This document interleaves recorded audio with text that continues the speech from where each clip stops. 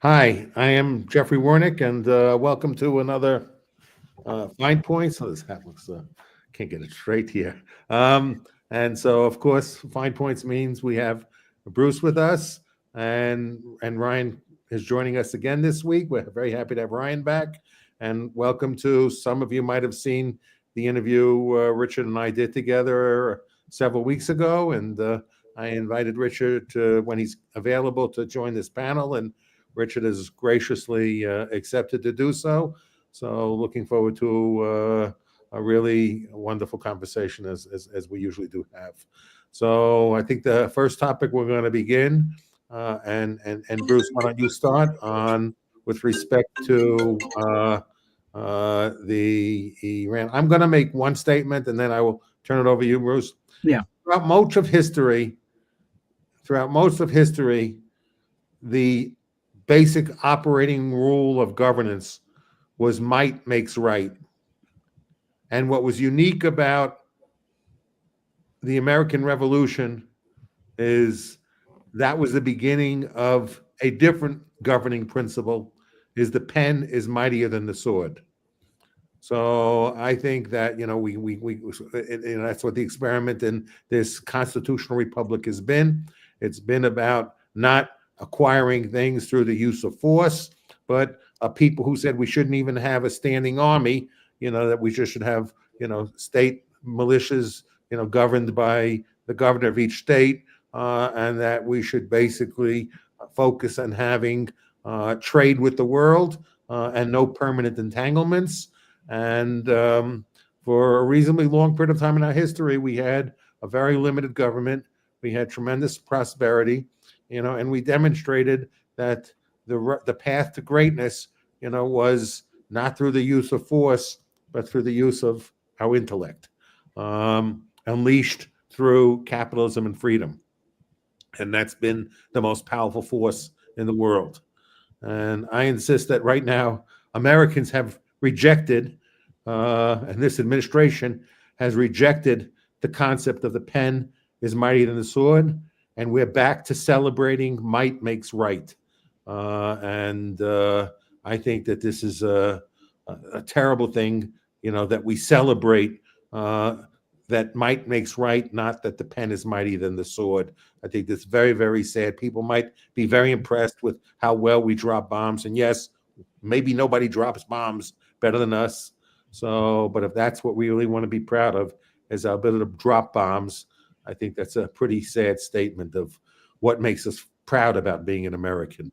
So, Bruce, after that brief introduction, I turn it over to you. Yes. Well, let me just amplify just a couple of points you made. Number one, you really are echoing John Quincy Adams, his Secretary of State address to Congress, July 4th, 1821. He said, "Our glory is liberty and the march of the mind, not force and the march of the foot soldier." And that was, he was explaining to the Europeans, except asking the United States, well, where is your empire? What have you accomplished? That was his response. Our glory is liberty and the march of the mind, when we're not anymore in that respect. Now, the second thing I want to underscore for audience, it's unfortunate that we have reached this point, not just because we have Mr. Trump in office. It goes at least as far back as the Korean War, which Harry Truman dismissed as a police action. A police action, 3 million Chinese soldiers, General MacArthur threatening nuclear weapons across the Yalu River, millions of people injured or died. That was a police action, and he did not ask. And there never was a declaration of war. And we need to go back to the framers and their explanation of why they entrusted the war power only to Congress. They said that the president could never be trusted with war because there are all sorts of advantages that accrue to the White House in times of war that are going to tempt him to fabricate excuses. War is not in self-defense. He gets the power, he gets the jingoism, he gets the appointments, he gets the money, footprints in the sand of time. All that will corrupt the president's mindset and go to war when it's not necessary. So we entrust the war power to Congress. That's the explicit language of James Madison. It's the language of President George Washington when he says, "I cannot use the military offensively unless Congress has deliberated on the matter and approved it."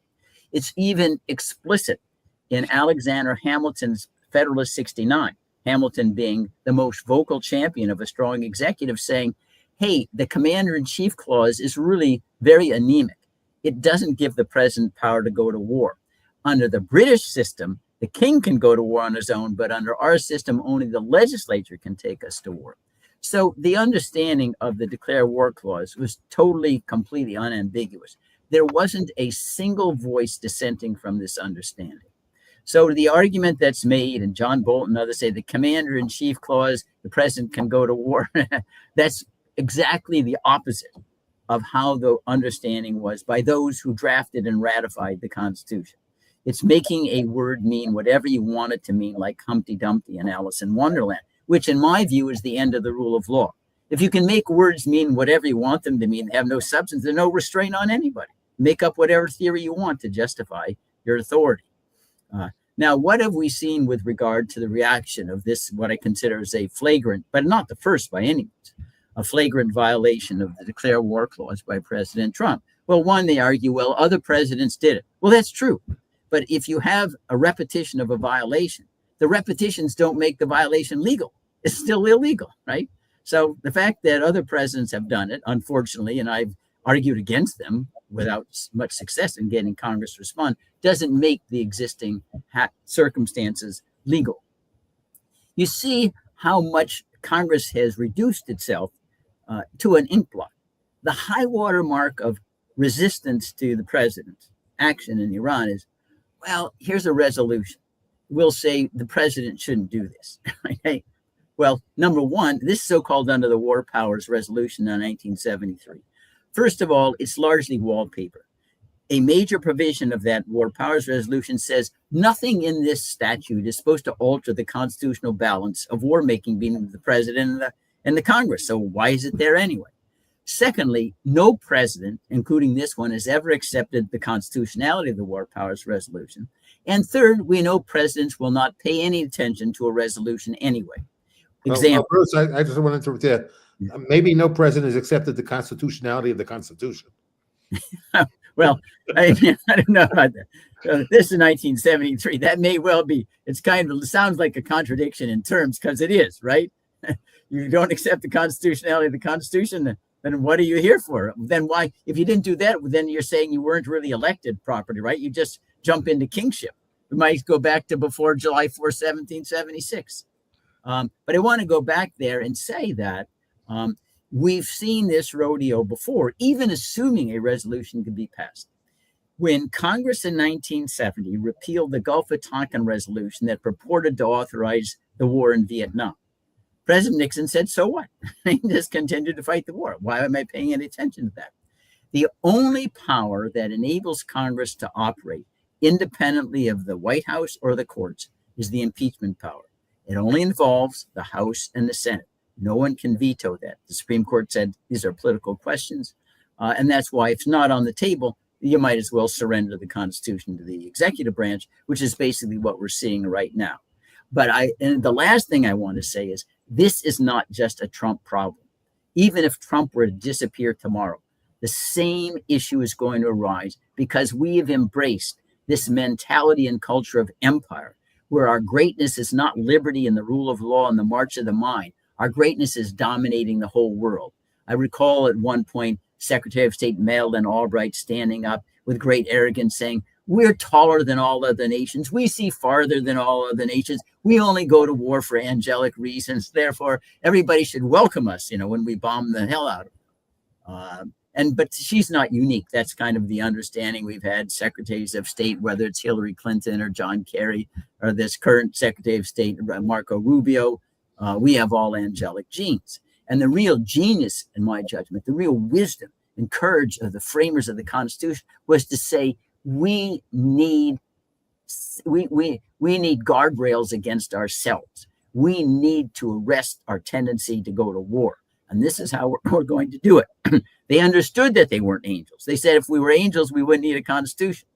And we've totally lost that humility, if you will. And that's where we are today. Well, if I could jump in really quickly, since you start there, I think this is one of the biggest issues, and we've seen this with a lot of different dynamics. Like you're talking about the War Powers Act, which is, it's so confounding to argue that we even needed that. The point you're making is that we shouldn't need that to establish, which I argue really just opened a loophole for the allowance of not following the Constitution, right? The 60-day dynamic, the 48 hours, which by the way, I think they've already violated. I don't think he's produced something within 48 hours to outline where it's going to go. We're just waiting for the 60-day mark. But what's interesting is this is not new, right? We saw this with the Smith Month Modernization Act. We saw this with the Patriot Act, basically enshrining the very thing you pretend you're trying to fight through the legislation, you know? And so now we're at this point where you're allowing that violation, you know? And so I think that's such a crux to highlight, is that they just open the door to ignoring these things. And like you're saying, Bruce, it comes back to just at some point finally trying to hold them accountable at the executive branch, but they never seem to want to. It's captured. I just think that's important to point out. As you said rightly, it's not just Trump. It's been going on a long time, but it's also not just that one part. There's a lot of legislation where they've convinced us that this is the right direction. But I think it shows you that, I see, and this is, I think we tend to differ in some ways. I think, Jeffrey, I think you tend to think that most Americans don't see this or not on the wrong side of it. You may well be right. And I hope you're wrong, because I'd like to believe there's more people out there that see it, but that I get the mind that most Americans want to believe that we're doing the right thing. And that's why they need to manipulate us into thinking that this is the right step, you know, but I hope that it's the latter, because I think Americans are, hopefully starting to see it, but I think it's important to point out. Yeah. And just another example of how Congress is so anemic here. And this may sound trivial compared to war, but President Trump has flouted the ban on TikTok ever since January 20th. He did not ask for any time for Congress to extend the period to try to get a sale. He just says, I don't want to enforce the law. Is there any pushback in Congress? Zero. Nothing. Well, why would a president ever pay attention to a resolution? He knows he can get away with whatever he wants anyway, and Congress will maybe write a letter and kind of whine or whatever, but that's the extent of it. I mean, that's how cowardly our Congress is. Well, they don't want to go through what Thomas Massey, what has been threatened to Thomas Massey. So I guess that's the deterrent, that he brings out his nuclear weapons Trump, and he brings out the mob and incites the mob against somebody that stands in his way and has an opinion different than his. So what do you think about that, Jeffrey? The since we're touching on that, the MAGA Massey overlap, because we talk about that, often on the show, the interesting dynamics of that kind of community. And I think that he's fracturing, it's exposing the kind of vulnerability of these political movements when somebody can come out and really demonstrate that, what they're doing is not what they claim they're doing. It's not America first. I just was curious what you thought about that. Well, listen, I know Thomas, he's the most courageous that we have in Congress, but still they shy away from impeachment because that's their political calculation at the moment. I don't think that they're right. One of the problems that we confront, and I'm not sure whether it's escapable, is that the partisanship is so great that and because there has been such a chronic violation of presidents of both stripes of the declare war clause, that as soon as you use it against one, say, oh, see, you didn't do it against Harry Truman, didn't get Lyndon Johnson, didn't Richard Nixon. It's just a partisan witch hunt because you didn't enforce it against other presidents. And it's very difficult kind of issue then to address on the merits, because it descends into, well, it's just, you just don't like the Democrat or Republican. Right. All of the provisions that I've drafted for Congress, they got introduced, never gone anywhere, have all provided for impeachment for presidential wars, but only to take effect against the next occupant of the office. So you can't be charged with, well, you're just targeting the incumbent because we don't know who's going to win the next election. Even then, they run away from it. But that's a real problem, because the fact is that Congress has, with the polarization, applied the constitutional standards uneven-handedly, depending upon whether there's guys in the White House. How can we deny it? This is clear as day. How can the Democrats stand up and say Harry Truman could go to war against Korea, have tens of thousands of troops there, fight for 3 years? He didn't need a congressional authorization, a congressional declaration, but Trump can't bomb Iran. I mean, what's the difference? Well, I think there's a lot of misunderstanding about the War Powers Act and declared war and so on. So let's go back and look at a little history first. Traditionally, before America existed, the way the parliament disciplined the king in war, because at the High Middle Ages, kings loved war. It's how they found glory. It's how they found fame. And often it's how they found money through seizing the treasures of opposing princes. The only way the Parliament had is that they had to get money to use taxes to prosecute a war. You needed the permission of Parliament, and you needed the sheriffs who in the Middle Ages were elected in Britain to collect those taxes.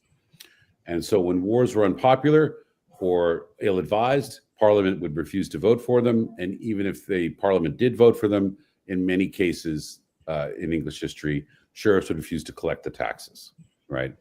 Or they'd refuse to punish under law those who didn't pay their taxes. So this has always been a monetary power. Congress has so when the framers were writing the Constitution, they were very much aware. They had Blackstone's commentary on their desks. They were very aware of the last 700 years, and they were very aware of Magna Carta and the things that came after it. So they wanted Congress to have the ability to stop wars or to stop them from starting through the power of the purse. What the founding fathers did not think about is two fundamental changes in American life, which were unthinkable to them.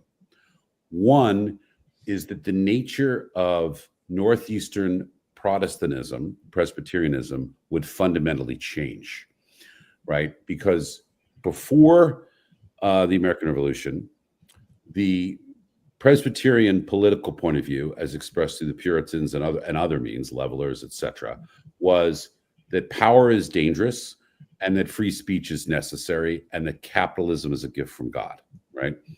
And that's why when Adams is talking about the march of the mind, he's talking about the steady, innovative progress that comes from free market capitalism, unrestrained invention and competition and the best ideas winning out.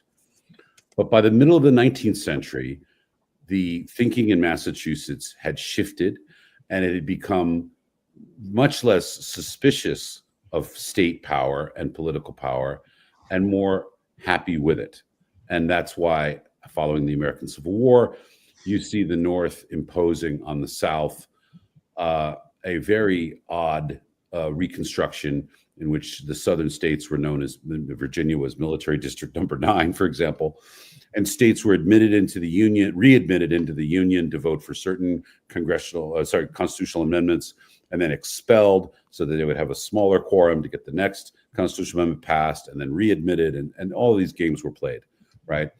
The founders just did not see that the most profoundly anti-state religious force in American life would change into a pro-political force.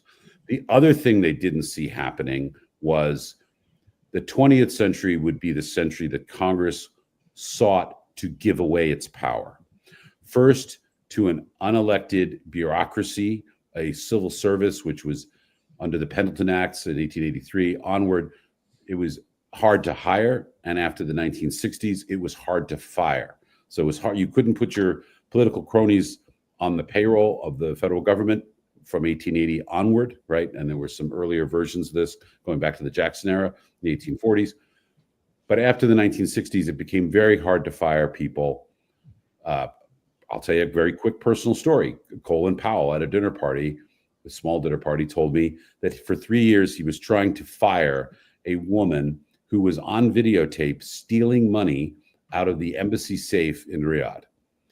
And it was, even though she was later convicted in a court of law and imprisoned, she continued to maintain her federal job and her federal paycheck. Convicted of a crime, multiple videotapes over multiple days, stealing tens of thousands of dollars literally out of the safe, right? And he thought this was an open and shut case, and he just couldn't do it, right? So this was just unimaginable to the founders that the Congress would ever turn lawmaking authority over to an unaccountable bureaucracy that couldn't even be fired in a practical sense for malfeasance. So now what happens is when the rightful powers of Congress are given away, it becomes very hard for Congress to exercise its constitutional authority, to rein in the chief executive, to carry out war on behalf of the nation. Because so much of the decision-making has moved to a bureaucracy, which is not really affectable by Congress unless Congress decided to go to total war and rewrite the Civil Service Act and draw back its delegated power, the powers that it is, I would say, wrongfully delegated to the bureaucracy. And that's just not going to happen.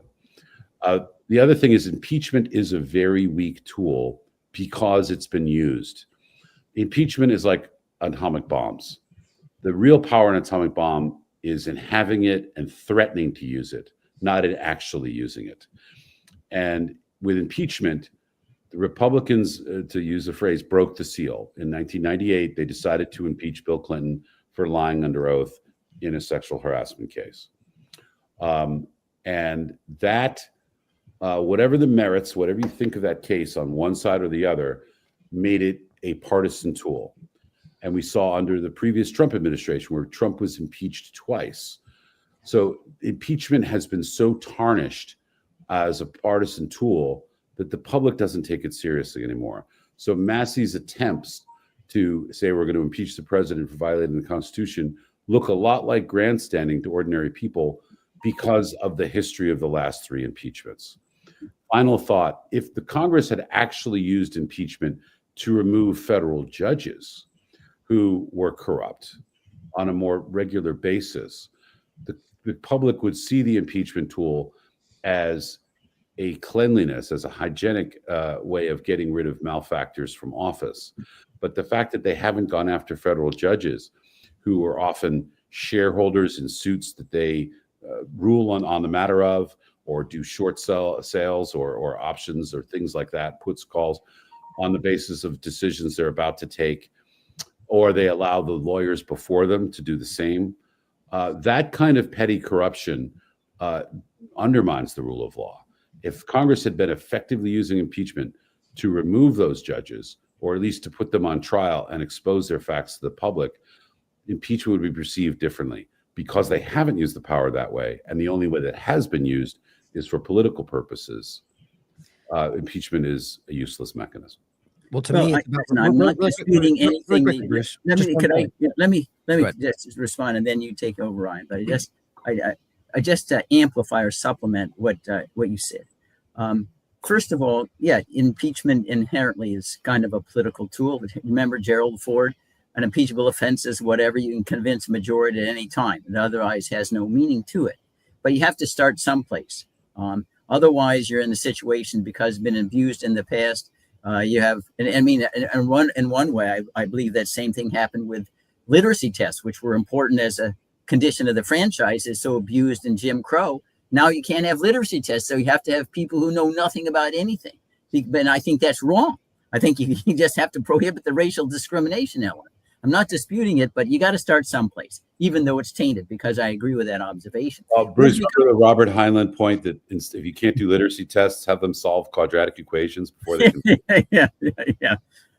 Now, the other point is now remember, the framers clearly had the declare war clause is separate from the power of the purse. It's separate from the power of the purse for a couple of reasons. Number one, you remember Charles I, he said, well, I can't get money to fight wars by taxation, so I'll just impose a ship tax on my own. He ended up getting the guillotine. But there were other problems, even Charles II. He would get money from the French to go ahead and run a war against the Dutch at that time. And we see that even under Reagan and Iran-Contra. Okay, Congress is not going to fund money for the Sandinistas to overthrow the government in Nicaragua. So let's let Saudi Arabia do it. Let's Taiwan throw in some money. Let have South Africa do it. So there are ways that you can circumvent the power of the purse that can't be done with impeachment. And that's why it's ultimately the only final remedy that you have with this abuse of power. And otherwise, I do think it is true that Congress has abdicated its responsibilities, but there's one other player that has as well. At least at one point in the New Deal, the U.S. Supreme Court told the Congress, you can't just give away God's plan to Roosevelt. You're delegating the whole authority over running the economy. And he said, that's unconstitutional. That's the Schechter Poultry case. That's Panama refining. And that caused Roosevelt to try to do his court packing plan, right? but the courts run away. They do the limitless delegations, Yeah, Congress passes a statute, says do whatever you want, and that becomes public interest. That's a limited standard. They did have one case, however, Clinton versus New York, when Congress tried to give away line item veto power to the president. And the Supreme Court said, no, you can't do that. But it really has run away since that time. So we need really the Supreme Court to say, you can't do that. You can't give away your power, because the whole purpose of lodging it with you is because we don't trust the power in the executive branch. But I think the court, in my judgment, is long past right. that kind of stand. But go ahead, Ryan. I cut you off. Oh, I was gonna say quickly, just to add to what he was saying, is that I agree, and I agree with you, Bruce, as well. But what I think is that in the impeachment we've seen, the core point is they may have been impeached, but they're not being removed from power, which I think is a much better. I mean, that's what it really comes down to, right? Because with Trump, I agree with Richard saying you can go through the process and people look around and go, well, he's clearly still in the position, he's still in power, nothing really changed other than the legal process, and so that makes it feel like almost out of design, makes it feel like it's meaningless. When I agree with Bruce that it does seem to be like the only, like this needs to happen to the point to where not only are they exposed for these things, but removed, if not held legally accountable for the crimes that were committed. That would sure as hell send a message. But I agree with Richard as well that it's been completely, basically none of this is happening in any process, whether it's the Supreme Court, whether it's Congress or anybody. No one's being held accountable. But I would also say, back to your point about the founders' point, I'm of the mind that, like, when you say the founders couldn't have envisioned or didn't see this,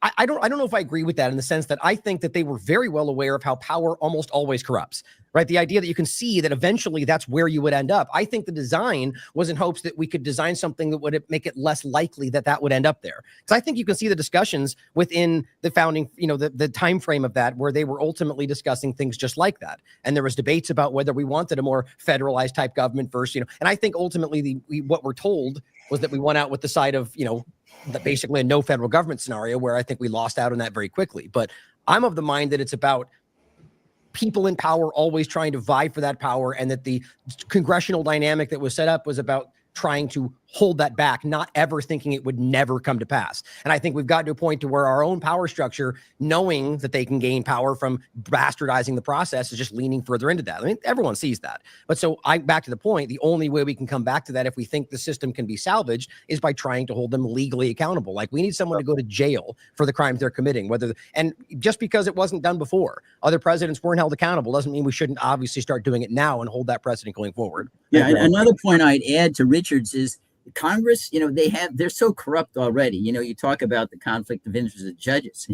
Congress does that every single day. Says they're going to pronounce the morality police on the other branches of government, when they're the worst offenders themselves. They've got the stock trades and other kinds of things. So again, the real challenge is, how do you get out of this box? Because any route has some taint of legitimacy to it, because we've let things get rotten so far and so past. But I do think that the framers understood that without a literate, engaged citizenry that would exercise a duty of overseeing who they're elected to office, the system couldn't work. And that's why Washington's first State of the Union message said, you need education out there. Universities, you got to educate people to understand the difference between law and reasonable argument and licentiousness. Be able to draw lines and stopping points on the exercise of freedom of speech, freedom of religion, and things like that. If we become lobotomized, we can't sustain the system, because it requires a certain level of intelligence, a certain understanding of the importance of process. I don't think we're at that threshold anymore. I don't think anybody recognizes process is important here.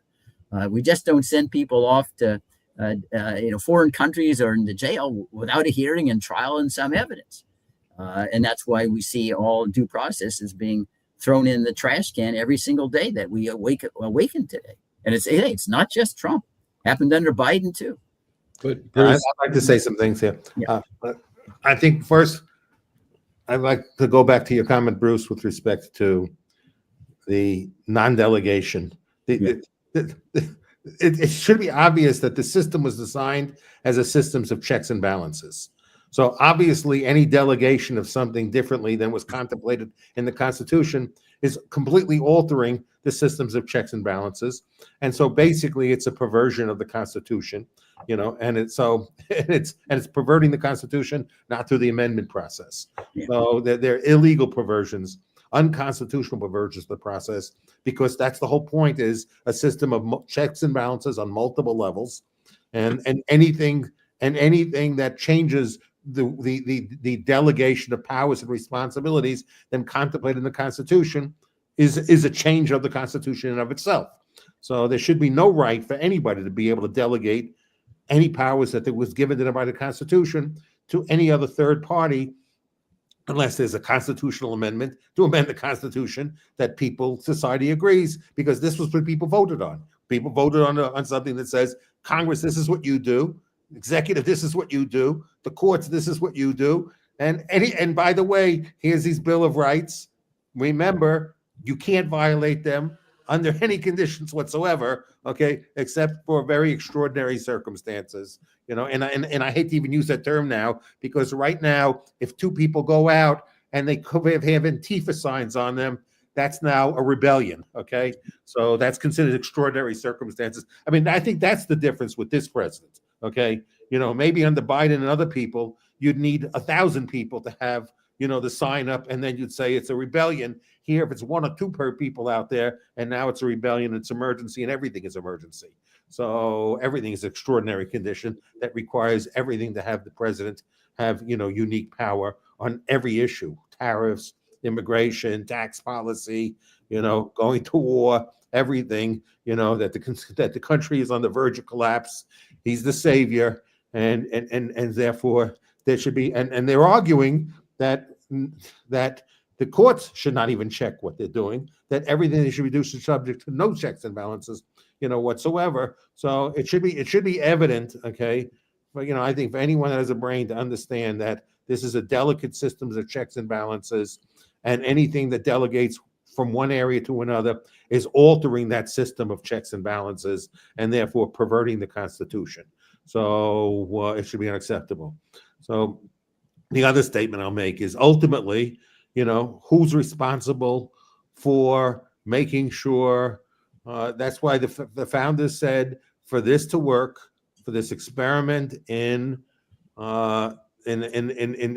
popular sovereignty of the sovereign individual, of liberty, living in liberty and freedom with a minimum of government, requires a virtuous, informed citizenry. Okay? And the reality is, we're not virtuous and we're not informed. So when we sit back and say how to make that work, ultimately it's our responsibility to make it work. And we've failed on that responsibility of making it work. And this is the consequences. The consequences are that most of the people do not want a constitutional republic. They want their side to be the winner, and they want their side to have absolute power, unconstrained by any document. And they want, and people don't really want, they might say the words liberty and freedom, everyone. Some people, well, most people don't even say those words anymore. So, it might get you investigated by the FBI if you say those words too frequently. So, but ultimately, this is about our level of responsibility, and we have failed in our level of responsibility. We're complacent, and I think. And I do think that the founders did foresee this. This is why many of them knew it was experiment, and many of them thought the experiment was likely to fail. So, but they wanted to try, and they thought it would fail I think they all thought it would fail for the same reason, is that we would then morph towards despotism, demagoguery, tyranny, autocracy, and the reason would be is because the people would not value sufficiently, the freedoms and liberties and the process that was established by the founding generation. So they didn't fight for it. They didn't live under different circumstances, and they don't value it. And so it continues to get debased because, we don't value it. So it's all a matter of a battle for power. Okay, my party wins or your party wins. And if my party wins this time, I'm going to make sure your party, the other party will say, we'll make sure that, we'll win the next time around. And it's like a winner take all game for absolute power in DC. And all the people are participants in this winner take all game, and nobody's actually participating. So when they're voting, they're not voting because out of deference to the Constitution and the concepts of liberty and freedom. They're voting because they want to control the outcome, of who gets, they want to choose the despot. Can I have my nuance again real quick? This is the point I was addressing briefly before. So I agree with you, the vast majority of what you're saying. My nuance is that I believe we're at a different point where, I actually think that most people are through actions are doing exactly what you're saying, but are being convinced that what they're doing is in the interest of liberty and freedom, if that makes sense. You know what I mean? So it's more of a bastardization of what they think they're doing. And I think that that's demonstrated by the fact that the government's always outwardly pretending to be seeking liberty and freedom and democracy. And clearly they are, projecting what they're not doing. And so that shows, in my opinion, that they think that that's what we want at the very least. But I do agree. I think that we've failed as a people to hold them accountable and to push back in that regard. But there's a huge, and another point to add would be as well, that I think that what we're looking at when we make these assessments is only a part of the conversation, because if we can see that more than half this country every time doesn't even participate in the election, and the ones that do, the majority of those almost always identify as independent. It just shows you that people are just aware of the problem, but are getting so frustrated that they don't even want to participate anymore. And yeah, there's a part of that. There's people that don't care. I have a very quick solution on how to get everybody to participate. And this kind of goes back to the point Richard made earlier, the tie of, the ability to access money and the ability to commit war, because you need the money to finance the war.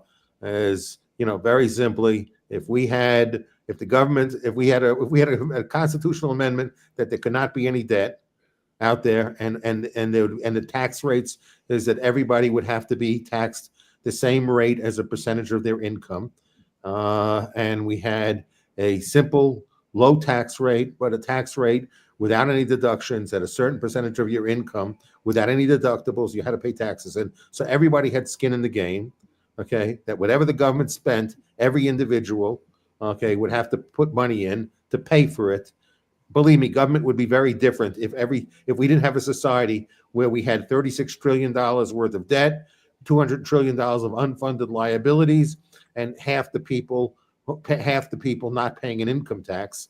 It's just a poor incentive structure, for governance. If everybody had skin in the game, if everybody had the same percentage that they had to pay in, based upon, if I make $10, I have to put $1 in. If I make, $100, I put $10 in, and they're making everybody 10% just to throw out a number. And they knew that whatever the dollar spent, they were going to have to take 10% of their income to fund that. And every dollar the government spent, now when the government says, okay, we're going to go after, I see all this stuff like with, now the government says, oh, gee, you know what? We got to spend another $1 trillion on defense. Okay. I want to have everyone I'm sending here everyone a bill for what pro rata share you're going to pay. Let's see if the majority of the people will support that. Their estimate of this, the estimate of the total cost of this policies of mass deportations will cost $1 trillion. Okay. So what is there, about 100 million, people, with jobs, maybe 50 million are paying taxes. So does that mean everyone wants to send their bill, of $2,000 that they want to pay extra to make sure we can do mass deportations? Let's see if everybody will support mass deportations if they're going to pay the cost for it. It's easy to say, I want the government to do this if I don't think I'm going to have to pay for it. I'm going to burden another generation to pay for the things I want, and I'm not going to have to pay for it myself. Well, if clearly the things that you want government to do are different when you can burden future generations to pay for it, other than when you're burdened to pay for it.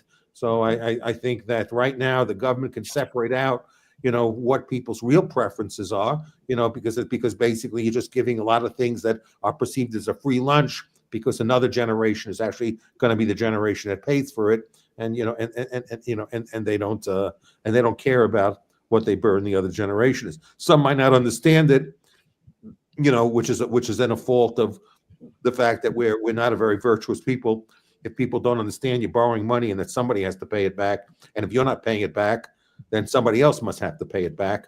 I think you have to be pretty dumb to not understand that. And then if you do understand it, you have to be pretty immoral to think that's okay. So, to me, what does that say about the American people? I say we go back to pre-tax, in my opinion. Jeff, let's test that hypothesis, right? So if everybody had skin in the game and everybody had to pay the costs, they would act differently. Well, we can test that. There's something in American suburbia called homeowners association. And most states have passed laws saying that you have to pay your HOA dues if you're, a member of the property association. Right. By definition, everybody in an HOA has skin in the game. They own property that's affected by the AOA, and they're obliged to pay what amount to taxes, right? Homeowners dues. And yet most homeowners associations have contracted more debt than they can afford. Most homeowners associations have seen the rates of their dues increase at a rate twice or more that of inflation, right? Most homeowners associations are very poorly managed.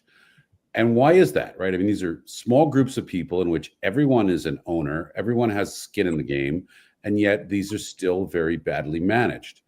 And my hypothesis is that politically active people get involved in HOAs, immediately see a ton of things they want to spend other people's money on, run up the tab, and most people they don't agree, but they keep paying their dues and staying silent because they don't want to get involved in HOA politics.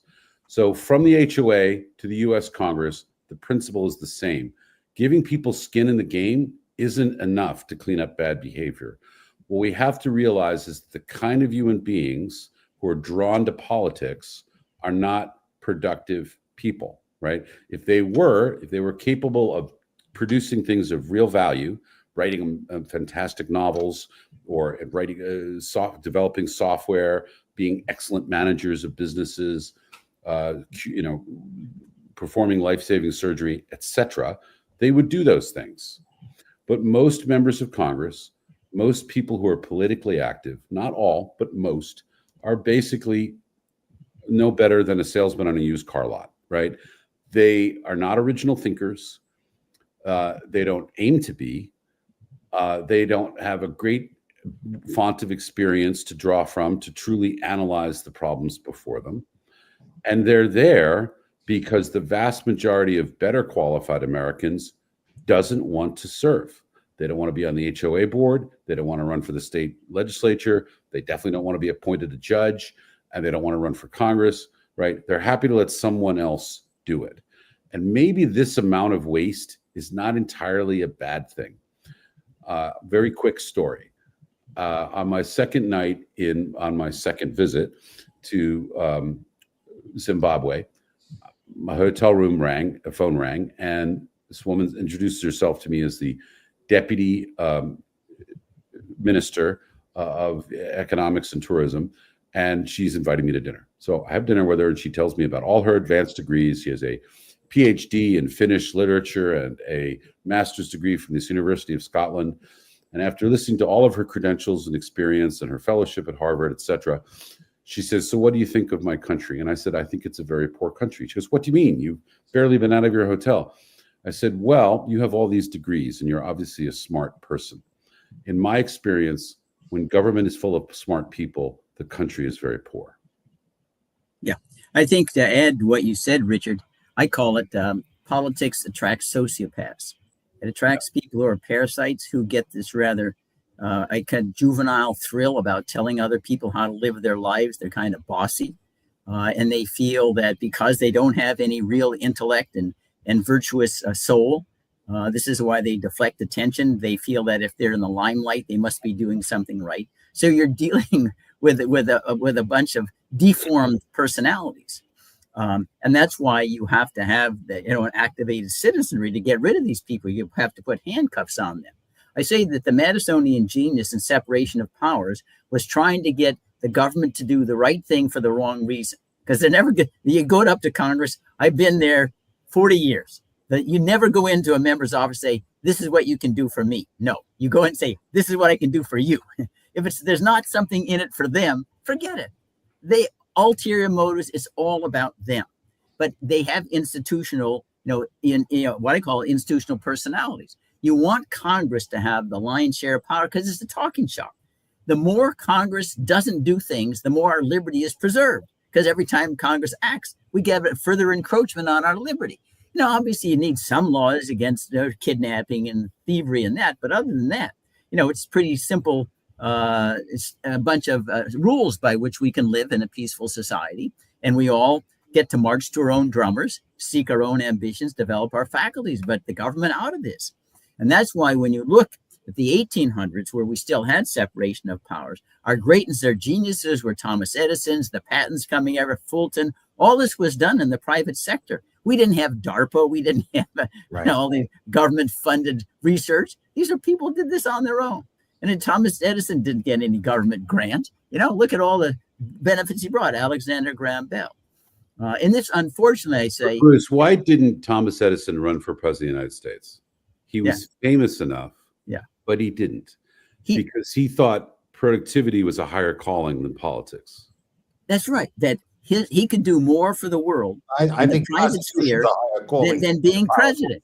That is exactly right. He understood that he could do that. And that's why, unlike today, if you have our early presidents, Madison or Adams, Jefferson, even after they left the president, they built universities or something. That's why Jefferson said, my most important contribution to the country is the University of Virginia. So not Louisiana Purchase, not ending the Alien and Sedition Act. It was University of Virginia. So they had real lives. They had brains. They could think.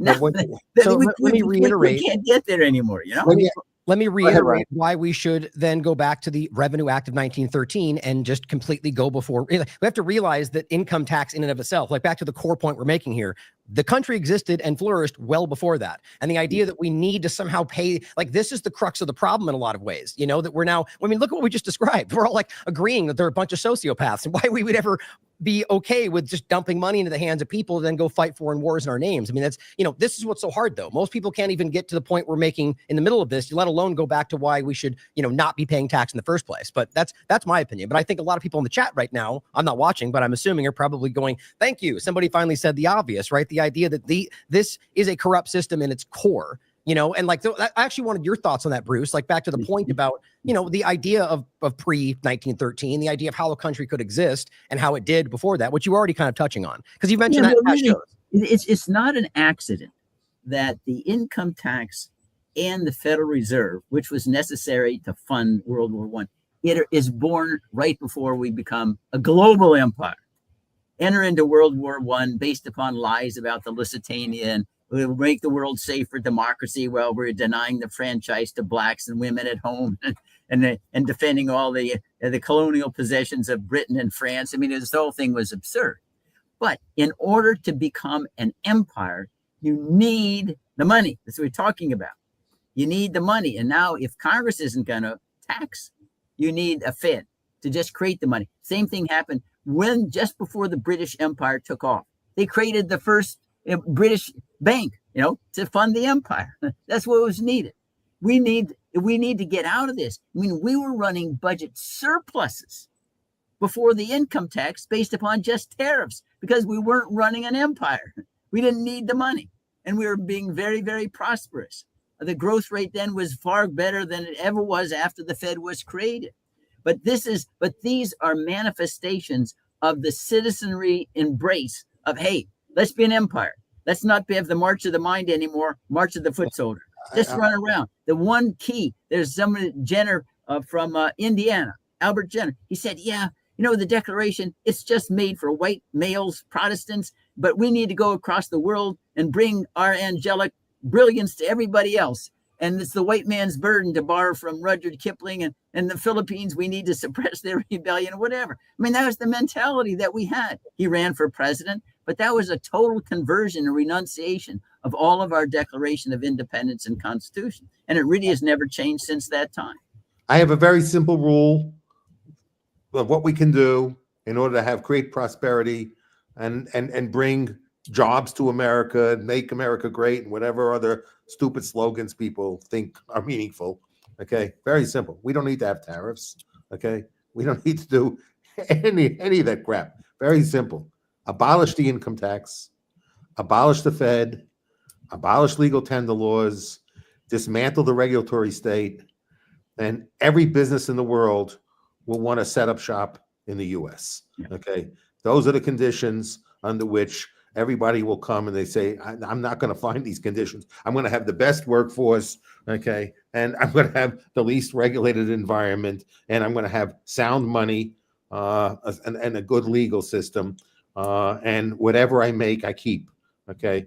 So that's what liberty and freedom is, okay? We abandon liberty and freedom, and we need to have tariffs and all this other crap because we abandon liberty and freedom. Let's be clear. This is the consequence of abandoning liberty and freedom. Everybody in the world would be looking to set up shop in the U.S. if we went back to a liberty and freedom agenda. Everyone. So we don't need to punish consumers. Okay, we can reward consumers. Okay, by letting people, when they go have a job, they keep their money. Everybody comes. Everybody looks to build plant here. There's a big demand for labor. Okay, because people will not find a better work environment anywhere else in the world. Okay, and then maybe other countries will see how successful that is, and they will adopt, that model, and will create a lot more global wealth to the benefit of everyone. So what we need to have is more liberty, more freedom, not less liberty and less freedom. And so far, the agenda of people in power is, to abuse it. And, I call them kakistocrats. So, come with their own word for sociopath, kakistocrats, they're probably both.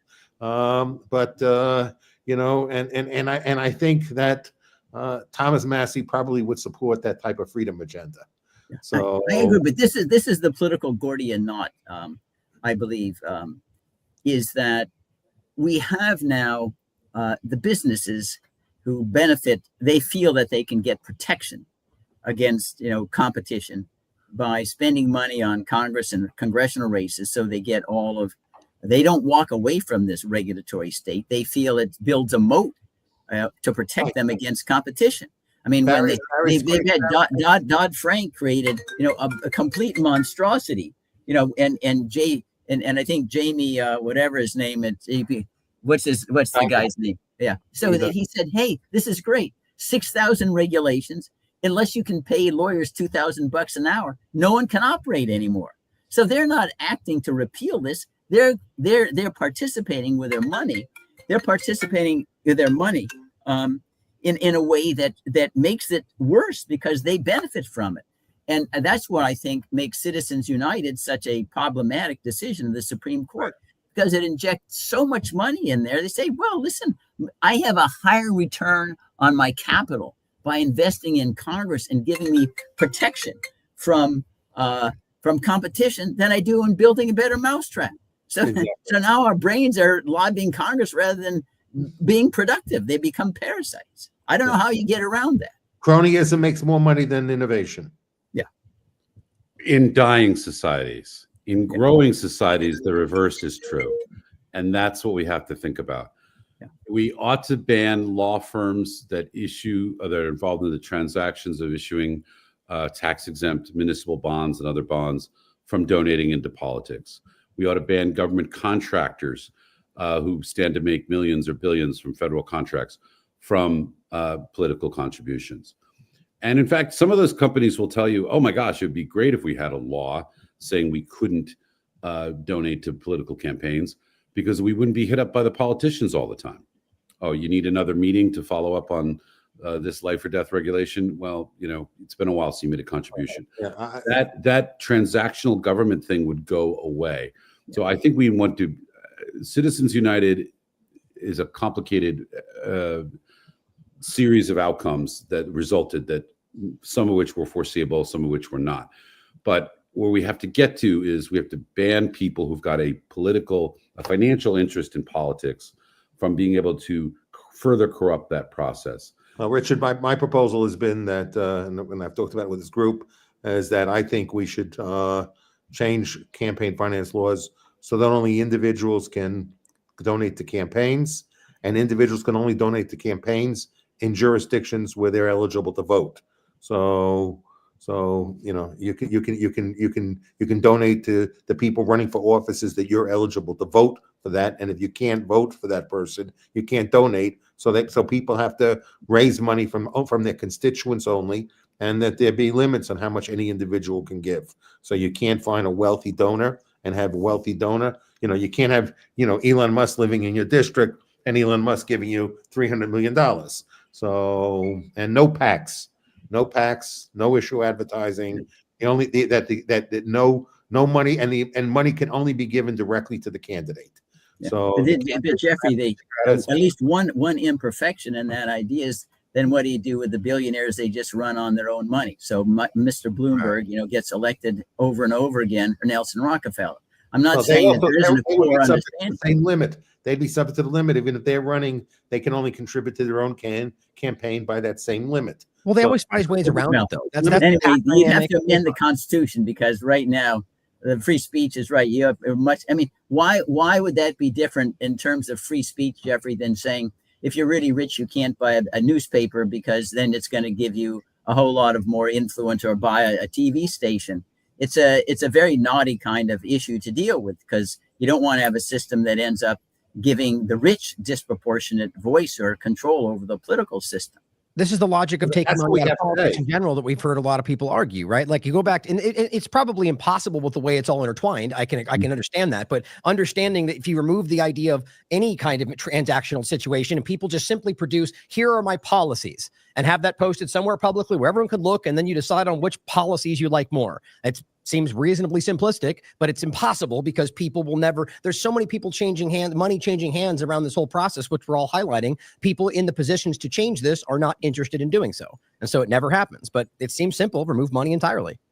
Or have a minimum FICO score for those who run for office.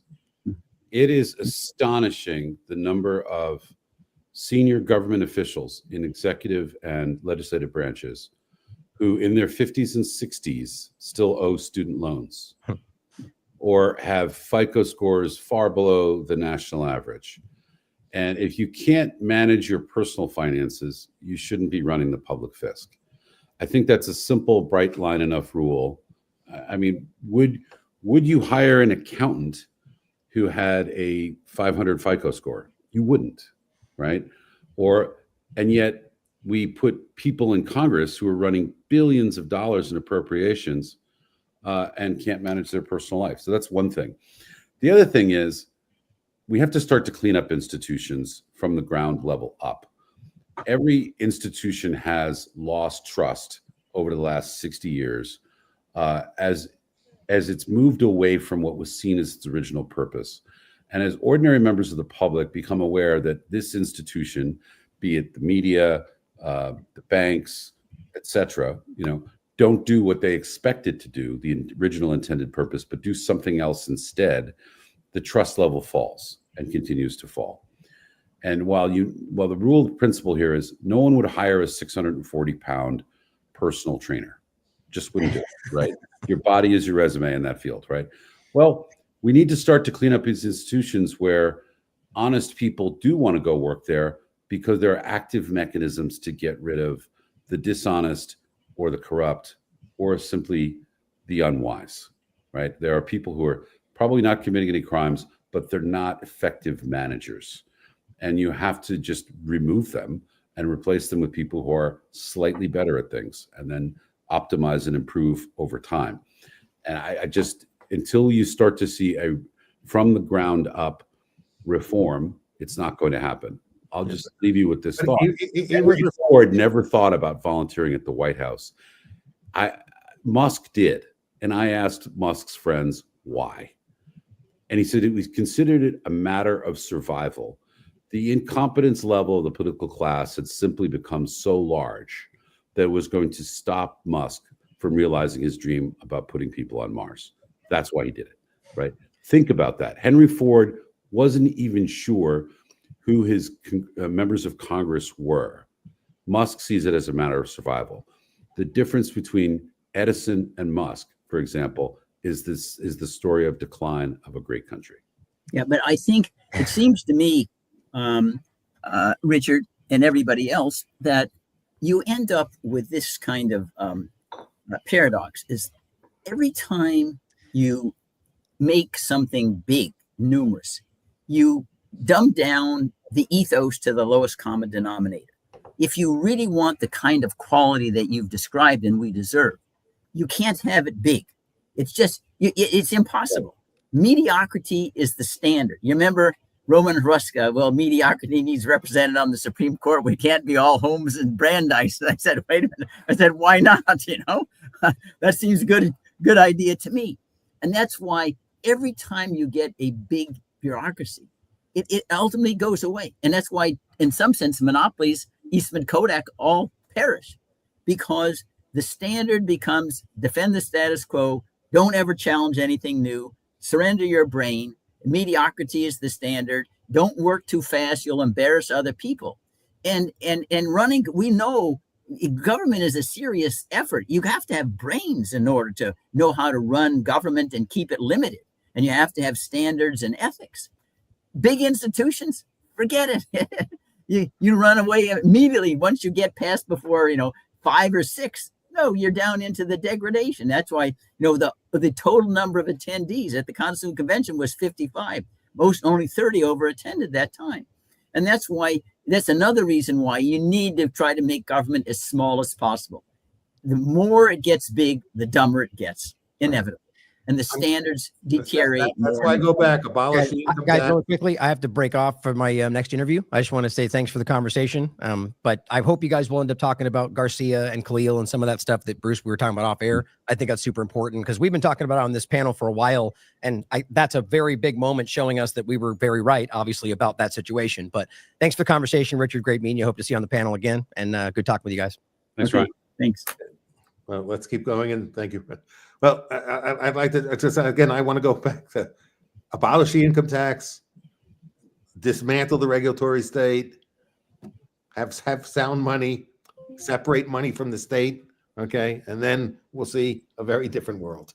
So we got to abolish legal tender laws. We got to get the government out of the economy, and then the smart people will be in the private sector, and they'll be left alone in the private sector. So and that's way we will create the greatest amount of wealth and prosperity and peace for the people.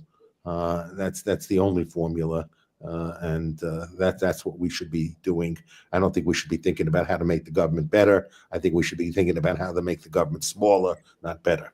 Okay. Well, the two are the same, I think.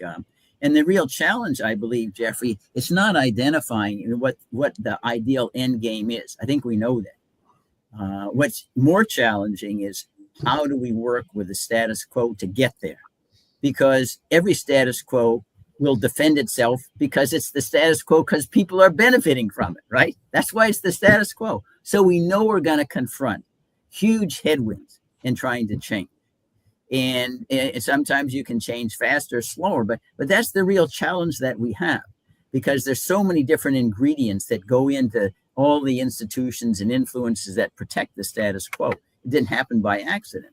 And how you get out of it is a real challenge. And I say that's what, in some sense, was behind Franklin's statement to Mrs. Powell, he exits the Constitutional Convention. Well, we've given you a republic if you can keep it. Well, we haven't kept it, right?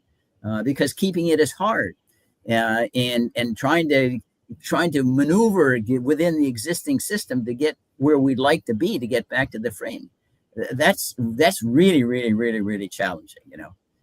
It doesn't mean we shouldn't try, but just to say that's the end game, it's not going to carry the way with the status quo. Too many people getting rich right now off the status quo.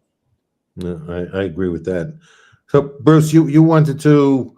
Before we went on the air, and you were talking about the Supreme Court ruling that basically is facilitating the fast track deportations to hell. Hey, Jeff, before we switch topics, can I just say one thing about separating the state and the currency?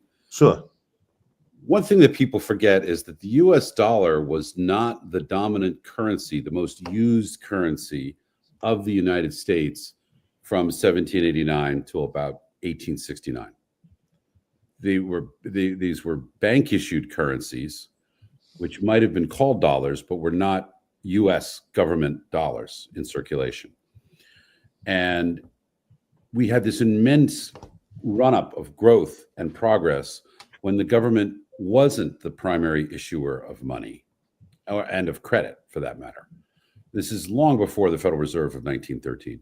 So the story of the government seizing more and more control of the issuance of currency and the terms at which credit is made has been the story of the 20th century. But if you look at the period of enormous geographical and technological progress in our country, it's before the government had the ability to set the terms of credit or issue the dominant currency. Right. There was no Fed. There was no central bank. There was no government issued currency. There was, there was all, backed by gold or silver. The Constitution designated a certain proportion ratio. And when people talked about the dollar then, it was not actually the US dollar, it was a Spanish mill dollar. So the principal circulation was the Spanish mill dollar was the currency most in circulation. There were competing currencies, right? So when you went to settle a bill in Philadelphia with the Third Bank of Boston, they would open these giant ledgers and tell you what the discount rate is. So while the bill might be for one Philadelphia bank dollar, your Massachusetts dollar would be discounted and you'd have to come up with, let's say, $2, right? So there was effective exchange rates based on the reputation and the credibility of the currency and how much gold Bank X had compared to Bank Y and so on. So there was a situation of competing currencies. Right. And we're in a situation of competing currencies now. Effectively, Visa, MasterCard, American Express issue currencies of a kind. And Bitcoin and so on are competing currencies as well. It shows that when the government issues currency, it's not necessarily the most demanded currency. But now we have legal tender laws. Then we didn't have legal tender laws. I think that it's important, I believe, to always recognize that the government never, ever acts except with ulterior motives. Never. It's not a philanthropy. It means sometimes you have to give it power, but never be under the illusion that you give it power, it will ever be wielded except to try to augment those in power. All the rules of the game, everything they will twist to their advantage. Now, sometimes that cure is still better than the disease, but most of the time it's not. And so that's the hesitation. Okay, the private sector isn't perfect, but when the cure is worse than the disease, you leave the disease alone. And that's why people can say, well, the private sector isn't perfectly fair. True enough. If you happen on a diamond ring on the sidewalk, you become rich and you didn't do anything, right? Okay, fine. That doesn't mean, however, that you give all of government control over your livelihood because of one unfairness, assuming that is unfair. So you still know that government will make it even more unfair. Then no one will have any diamonds, or the only people who have diamonds are the ones who have political power. And that's, I think, a great, great failing in our own kind of understanding of politics is, there's never going to have life that's perfect because mankind's made of crooked timber, assuming that's true. But you always take the risk of making it worse whenever you endow the government with power. Occasionally you don't, but you always have to have that safeguards there. We live in this kind of Candide, Dr. Pangloss delusion that, you create some government program and it'll cure these ills. You'll protect labor or this or that, or protect people there. The bureaucrat is out there to protect their own jobs, not anyone else. And therefore, it's a nice idea, but in practicality, it turns out being the cure worse than the disease. And we've suffered this delusion for at least a century or more, and we're paying a huge price. Yeah, that's why you have like Voice of America employing dozens of people to translate news into Tajik and broadcast into Tajikistan, where Tajikistan and other Central Asian republics have been blocking the signal for 20 years. No one has ever seen these broadcasts. And yet VOA, Voice of America, is spending a fortune translating things and broadcasting them to nowhere, right? Because it's a jobs program. Yeah, Carrie Lake's position on this is also pretty absurd because they say they're downsizing their mission, and Lambert said to me, they said, well, there's no such thing as Voice of America without having a voice. So they were not speaking at all. So so for her to say she was fulfilling what the intent of Congress was, which is, it's just, I mean, but that's kind of the logic. These people have no shame with the lies they tell. Okay. Yeah, but what is this fight really about? It's really about union dues, right?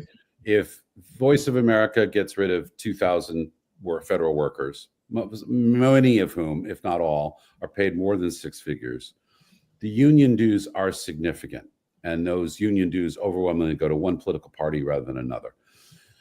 And so they see that ending these jobs, it's not about accomplishing the mission that Voice of America set out to create, because its effect is negligible, if any, right? And secondly, it's repetitive. BBC monitoring, BBC World Service does exactly the same job. Deutsche Welle out of Germany. And how much about $36 trillion budget deficit will be solved by shutting down Voice of America? About $1 billion a year, 950. But so your point is it's a drop in the ocean. But what you're missing is the human effect. As you start to reduce jobs, you reduce union dues. As you reduce union dues, you reduce the ability of the machine to survive. And you have to just cut it off from, you have to starve the beast, right? And that means, yes, people say if you got rid of all of the discretionary spending, you would still have, because of entitlements, a galloping federal debt. Why turn that around and say, what about constitutional government?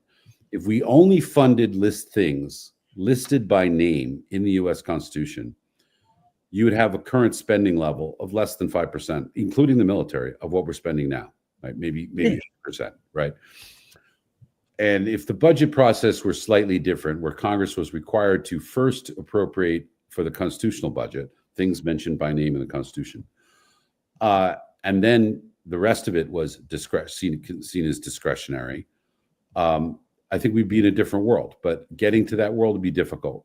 But ending these government positions for these departments that don't accomplish anything in the real world is meaningful, because it takes the ability of the organizations to self-replicate, the swamp to pay for itself, right? Yeah, so but one of the things about union dues, that's all this is. That's all this is. It has absolutely nothing to do with the stated purpose of any of these agencies. But Richard, the point I'd like to make is, number one, I'd get rid of these things too. Education department is a monstrosity, but there's a way to do it legally. It's called the Impoundment Control Act. And you go and you ask Congress, you rescind the money that's being wasted. Right. You got to stick with the process. I probably want, maybe with you and Jeffrey, I want the tiniest government ever, but I don't want the president to do it unilaterally. It's got to be done according to the proper process. Because if it's not done that way, next president come back and undo it the same way. And there is built in, I was there at the time of the Impoundment Control Act. The president can go back to Congress and say, we believe this money is unneeded. Here, you can rescind it. It has to go on a fast track in terms of the legislative priority. Vote to rescind it and get rid of it. We have a process to do this. Let's stick with the process. No. Yeah, but my problem with this was attacking these small things is they're really inconsequential to the problem, and we're continuing just to let people ignore the real problem and think we're really solving a problem that we're not solving. Okay, the problem is very simple. It's entitlements. It's Social Security. Now the recent number shows, the recent estimate they have now is Social Security is going to be broke in 8 years, and the haircut will be about 23 cents is what I read. So Medicare is going broke. We're spending $1 trillion on defense. So, and then we got the interest expense. So that's where the real money is. And to sit and say, gee, like we're paying attention to other stuff. People really think that this is going to balance the budget. Oh, I have these areas, they're really inefficient. With this now, I don't have to worry about everything, and everything will be wonderful. I want to ignore the little thing. To get people to accept cuts is difficult. So let's have them cut where it's really going to be meaningful and solve a problem, not where it's not going to solve a problem. Now, credit rating agencies are not going to sit back and say, "Oh, gee, the government cut U.S. Cut the Voice of America. Now I'm going to consider the credit rating for the U.S. debt, given the fact that it cut this program." No, it's irrelevant. Everybody's waiting that we have to inevitably solve the problems, unless people are willing to deal with the consequences of the bankruptcies, and then we'll see the generation that 8 years from now that will see maybe 1/4 of their Social Security checks reduced. A generation that already has no savings, that's living on Social Security. Let's see if they're going to sit back and say, "Gee, I understand I underfunded this." And I'm now living with the consequences of my underfunding, and now I'm going to have to pay a lot more into my health care. Well, I won't be able to make those payments, so now I'll be without health care because I won't be able to make my copay. I don't have making my money but copay, so my Medicare will be taken away from me.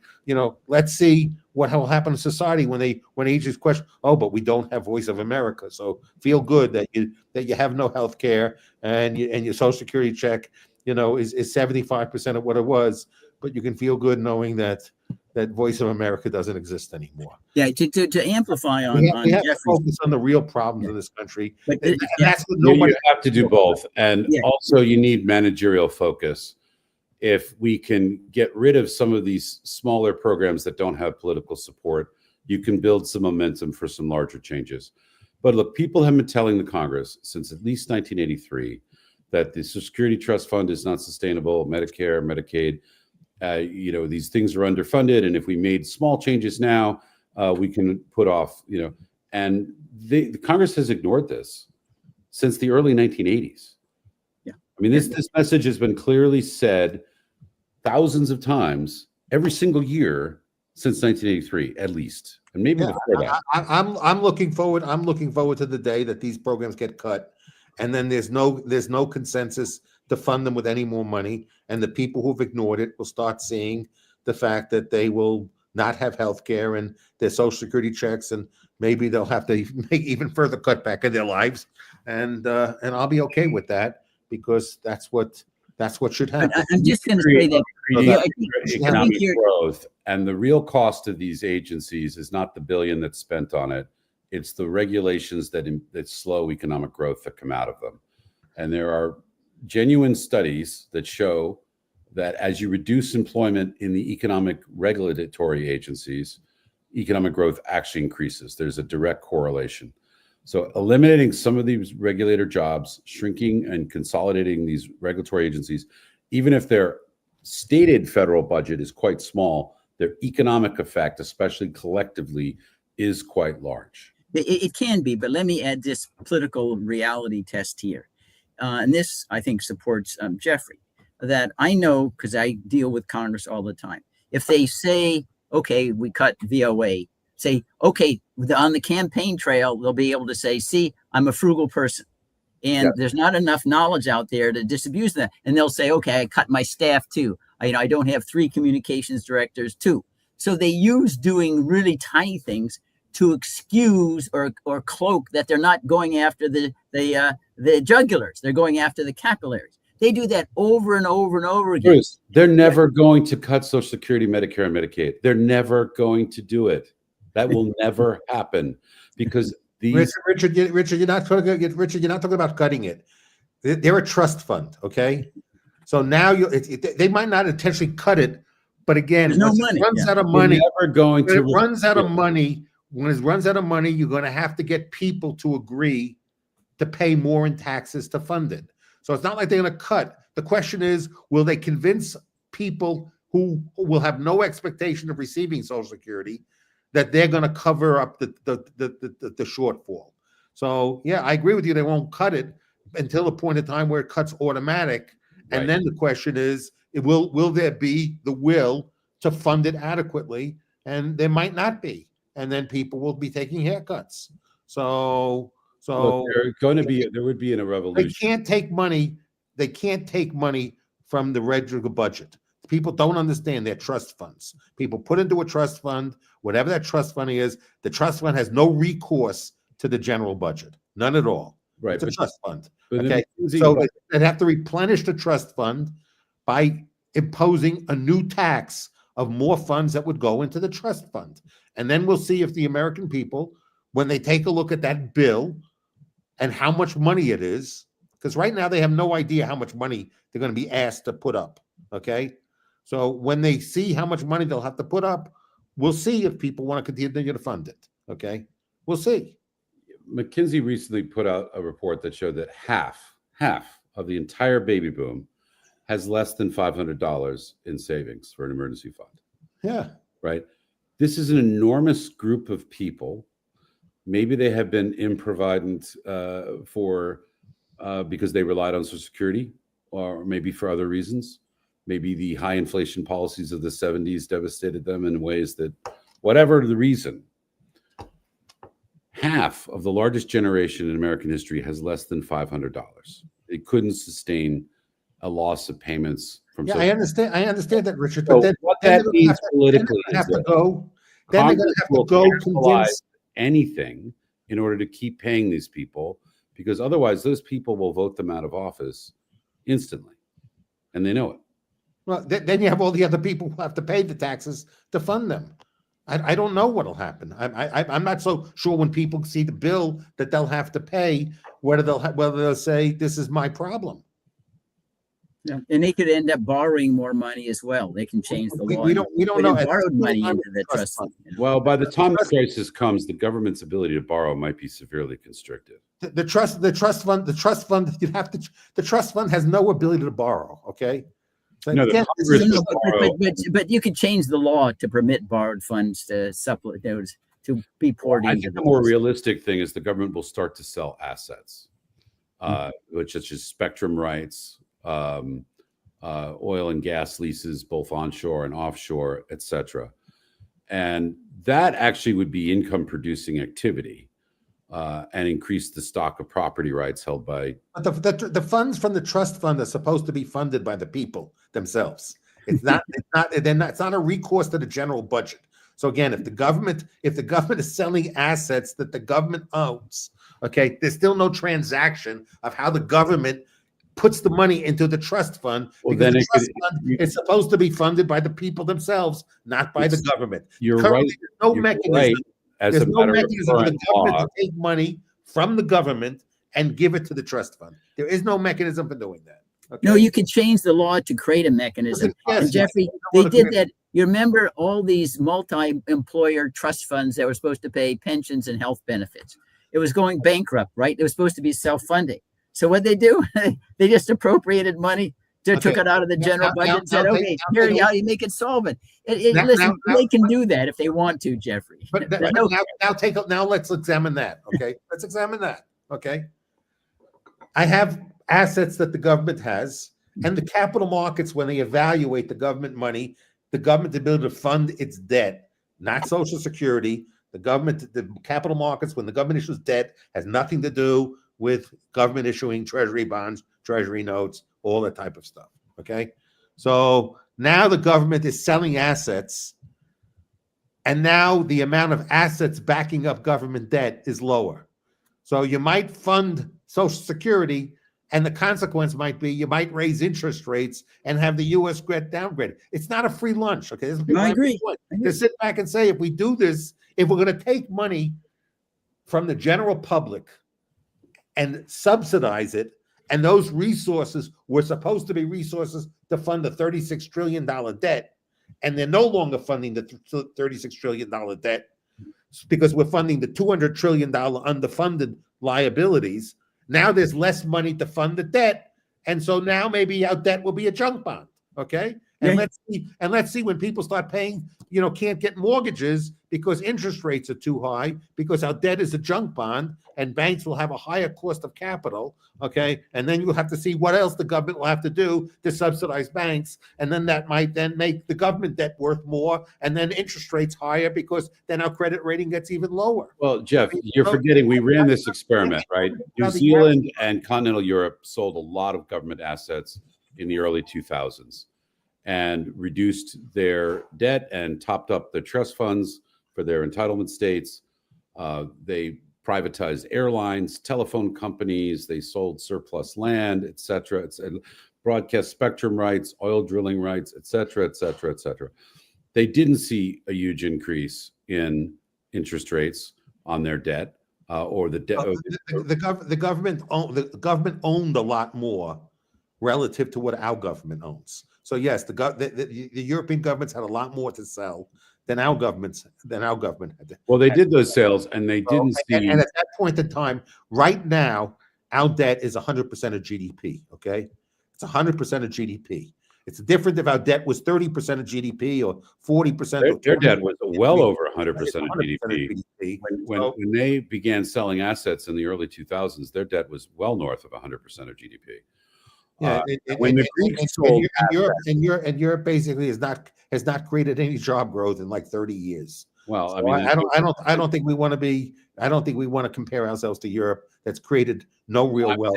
Assets did not drive up interest rates in New Zealand, Australia, or in continental Europe when they did that. Right now, we have far more valuable assets than anything Europe does, such as air routes, broadcast spectrum rights, vast deposits of rare earths and nickel and other heavy metals, not counting oil, gas, uranium, other things. We have environmental regulations that prevent the exploitation of those assets, both in the continental United States and in Alaska.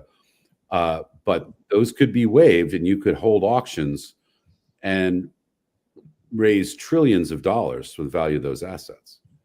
And that would be income producing, because the sale of those assets, the way people would pay that back is by investing and developing those assets, creating, jobs to transmit content on that electronic spectrum, or drilling for oil or whatever. I don't think we have that type of value in assets. So I don't think there's that ability to create that type of income. The U.S. Geological Survey shows that for minerals in the ground, it's north of $30 trillion. And that's what the United States Geological Survey knows about. Yeah, they never do a good job of calculating how much it costs to access those grounds and at what price you can sell them at, and whether you can do it profitably or not profitable. Yeah, there's a lot more in the ground. There's a lot in the ground right now. Okay, and the reason why it's not exploited is because you can't make money exploiting it. In the current regulatory environment, if you change the regulatory even if you change the regulatory, if the economics don't work, I've been in the gold mining business. I've been in the oil and gas business. So, I know these businesses. I know that there's a lot of probable reserves and possible reserves. Okay. So, I know that. And I know that right now, if you go to the capital markets and look to fund it, okay, even where you can exploit, okay, it's expensive. So there's not the exploitation because the expected return doesn't exist. So yes, all these people come up with all these numbers that are meaningless numbers. They're meaningless numbers because they'll never be exploited, because there'll never be a return for exploiting it. Well, the markets change. It never is a strong word in economics. One day we might have an innovation like with shale, where it becomes cheaper to extract, and then people will extract, for a period of time. But I don't know. Right now we can talk about a lot of stuff. Rig count in the U.S. is down a lot from last year. A lot. Anyway, why don't we go quickly if we can? Let's shift if we can the topic to what I consider really quite a shocking decision of the U.S. Supreme Court with regard to torture, the rack and screw. And let me give a little bit of a background here. The United States has been a signatory for decades to the Convention Against Torture, and we have implementing statutes that make sure or seek to ensure that we are not complicit in having anyone subject to torture, no matter how bad they are as an individual. We just don't do torture. It's a universal crime. Just like we don't take even horrible people and take them out and shoot them in the head without a trial. Even capital punishment comes after there's notice and process. And so what has happened here, and of course, the Convention Against Torture is not constitutional. It's a treaty. Congress, the president can revoke the treaty adherence, or the president or the Congress can override the treaty. It hasn't done so. But anyway, that's what the current state of law is. And as a consequence of our status and laws, anyone, no matter how horrible, who is subject to deportation has a right to prove, have notice and prove that if they were returned to this country of destination, the likelihood is very strong that they would be tortured or killed. Now, they have to prove it, but that's the due process right that they enjoy to prevent this violation of the Convention Against Torture. Hey, Bruce, can I ask you a question? How do you prove a claim about the future? No, well, that's... If I go back to country X, Y will happen. How would I prove a statement about the future? How does one do that? Okay, this is, it's a wonderful question, Richard, and it happens all of the time.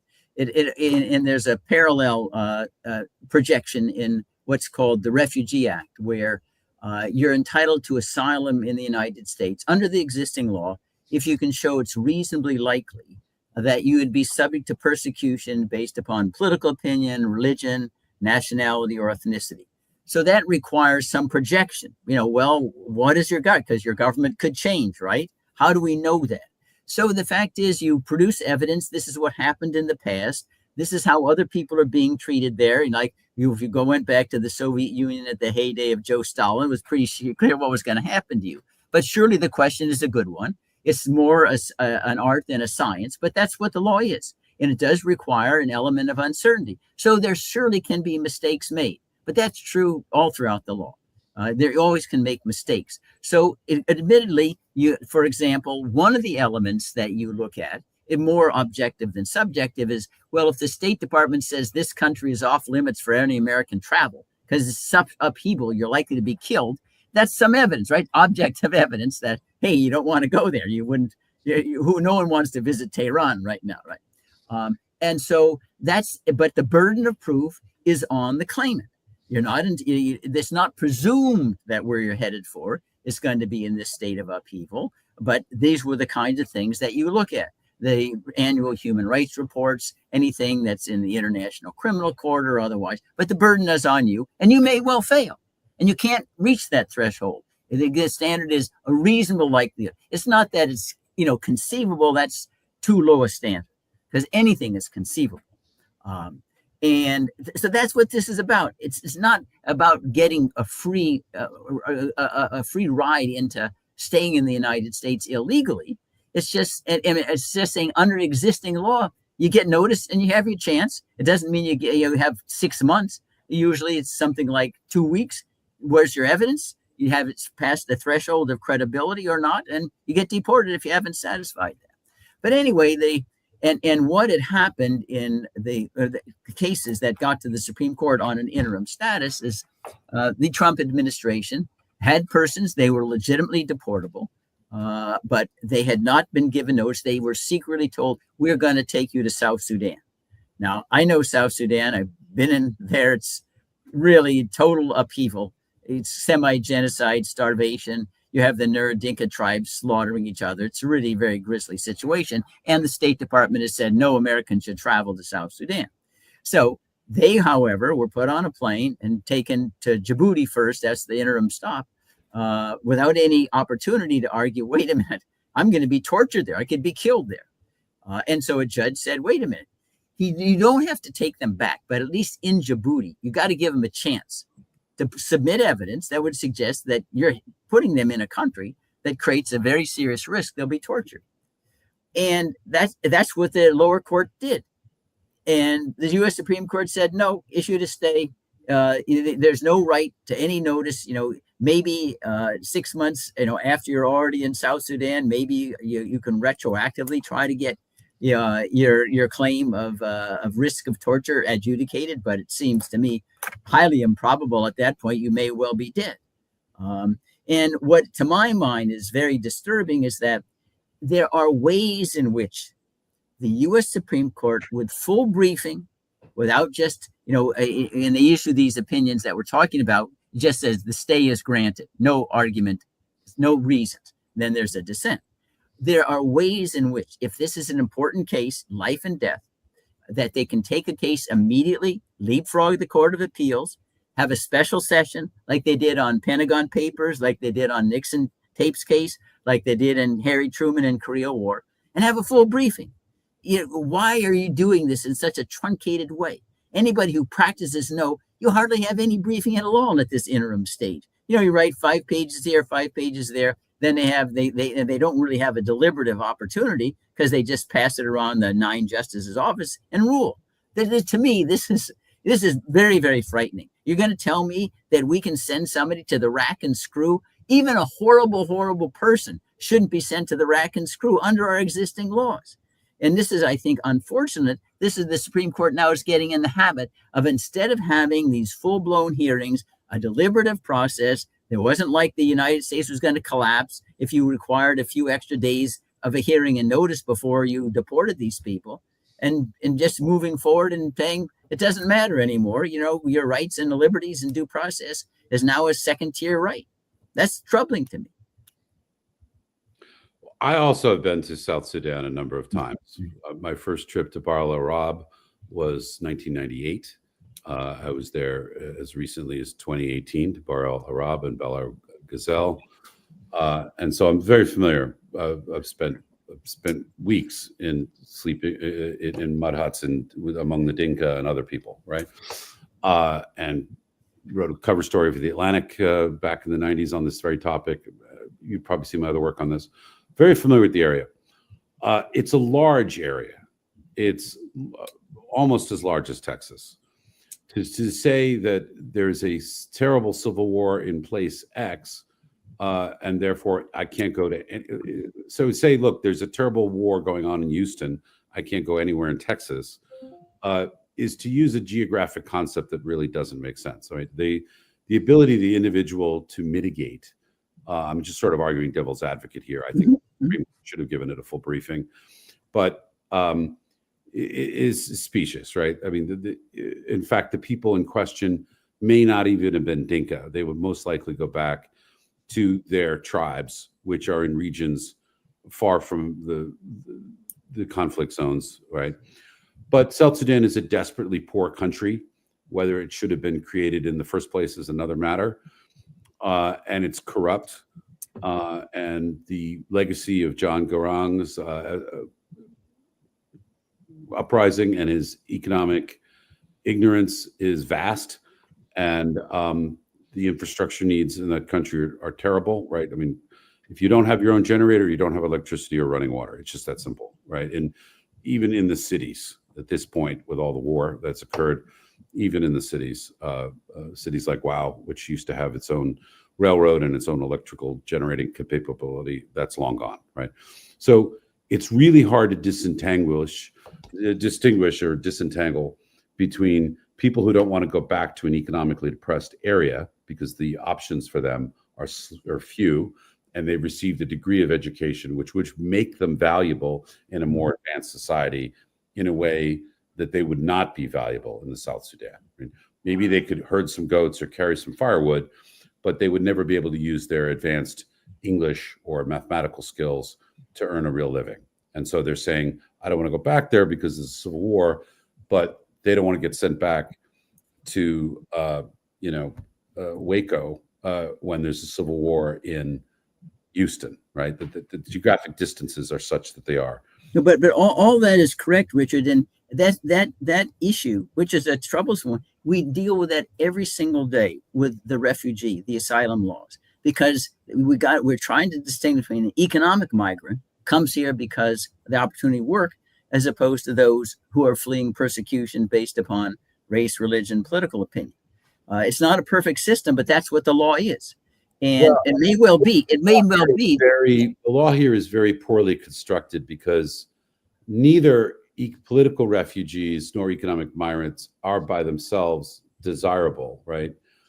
What you're trying to do is say, we want to bring people into the country who do not add to its liabilities and actually grow its value, right?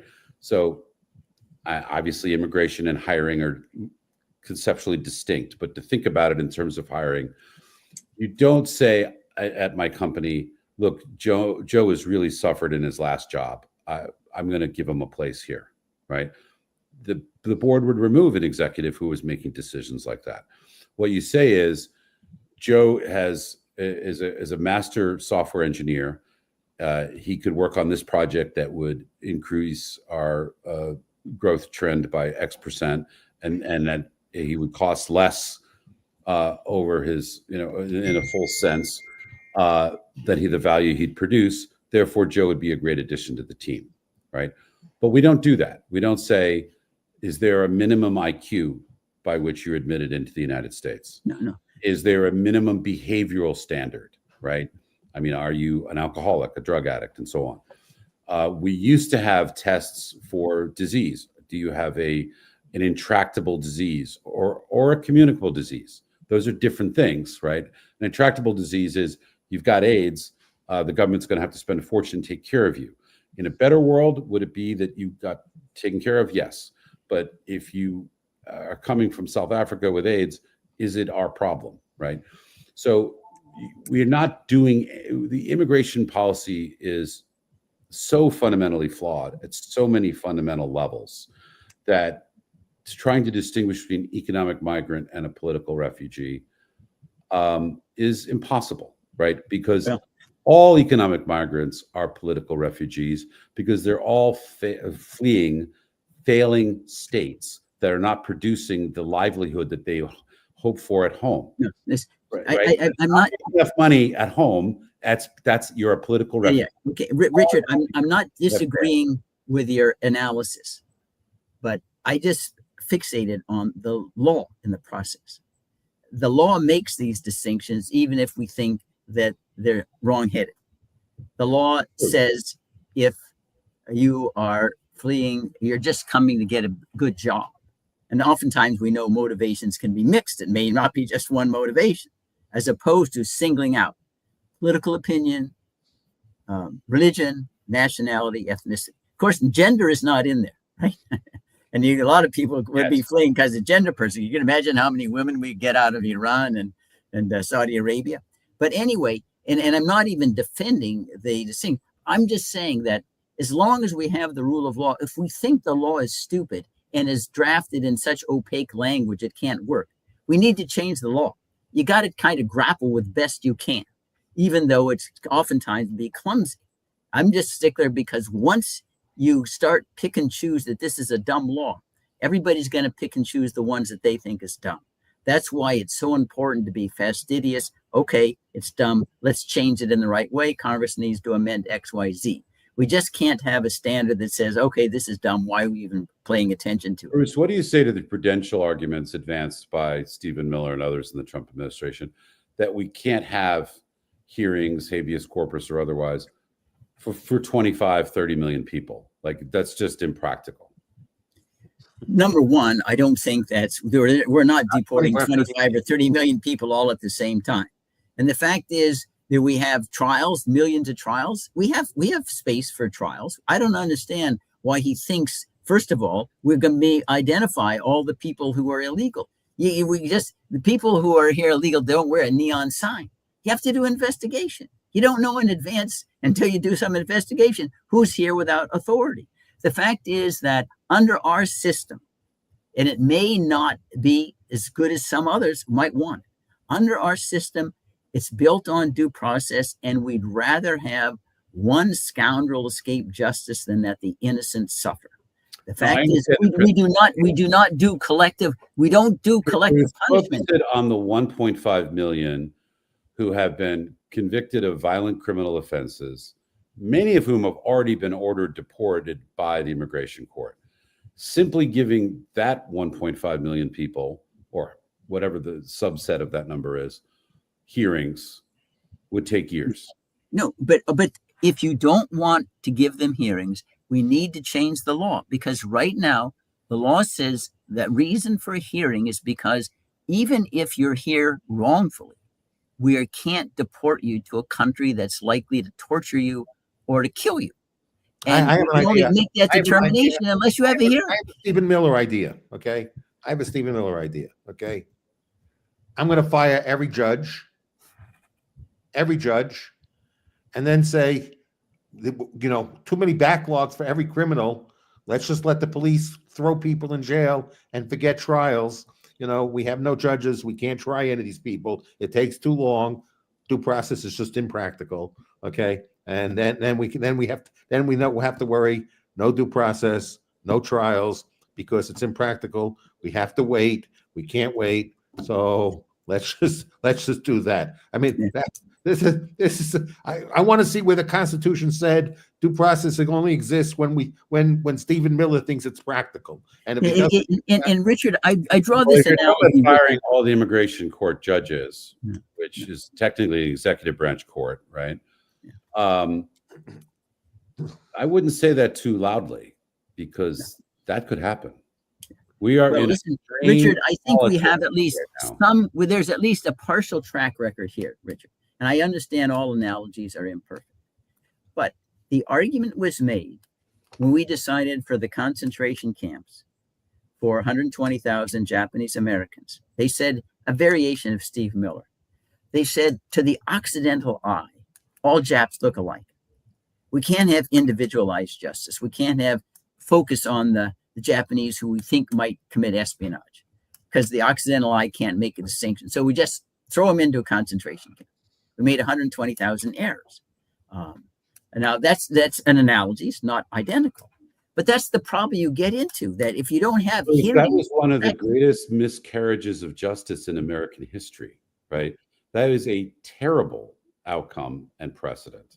And I don't think anybody wants to repeat it. But we're not talking about no, but I'm just saying, but Richard, my point is that my point goes to Richard. US citizens or residents. Not a good analogy, because the people in today's example are not US citizens or legal US residents. No, but the difference, the analogy is this, Richard. The argument was made, we can't have individualized hearings who made this to determine whether the Japanese American is likely or is a risk of committing espionage or sabotage, and we can't follow them because they all look alike. Okay. Too much manpower. We can't do case-by-case determination. That was the argument that was made. Even I think was a bunch of crap. But that's the analogy. The reality is this. Okay, you have Stephen Miller's point of view about what the Constitution means, and you have James Madison's point. James Madison specifically addressed this in 1800 when he gave his report on the Alien and Sedition Acts and the Alien Enemy Acts. And he defined somebody, an alien in this country, who committed crimes. Okay, made it clear that they were entitled to due process, and they were called alien friends. I mean, he did it for a point. He made a point and sit back and saying is, we need to be very clear what an alien enemy is. An alien enemy is not someone who commits crimes. Okay, that's very different. That's someone who commits crime, and you check what he defines alien friends. Alien friends includes those that commit crimes. Okay, so subject to due process. That's what James Madison had to say. Now, who do you think's a better expert on the Constitution, Madison or Miller? Okay, if you're going to hire a constitutional scholar, who are you going to hire for your advice? James Madison or Miller? Okay, tell me who? I think we are. Who do you think knows more about the Constitution? Yeah, I think the answer is obvious, Jeff. But I think we're entering a period in the life of our culture, not just America, but Western Europe, Australia, New Zealand. I think we're entering a period of profound suspicion about immigration. And I think the public is pushing in Europe, especially more so in Europe than here. And there could be profound changes, political upheavals. It's hard to really see that this may not be, Bruce, I hear what you're saying. And if it was 1984 or 2004 or even 2015, maybe, okay? But there's a political reality that lives alongside of constitutional law. And I think the political will, not just among Republicans, but among independents and many Democrats, is of one mind on immigration.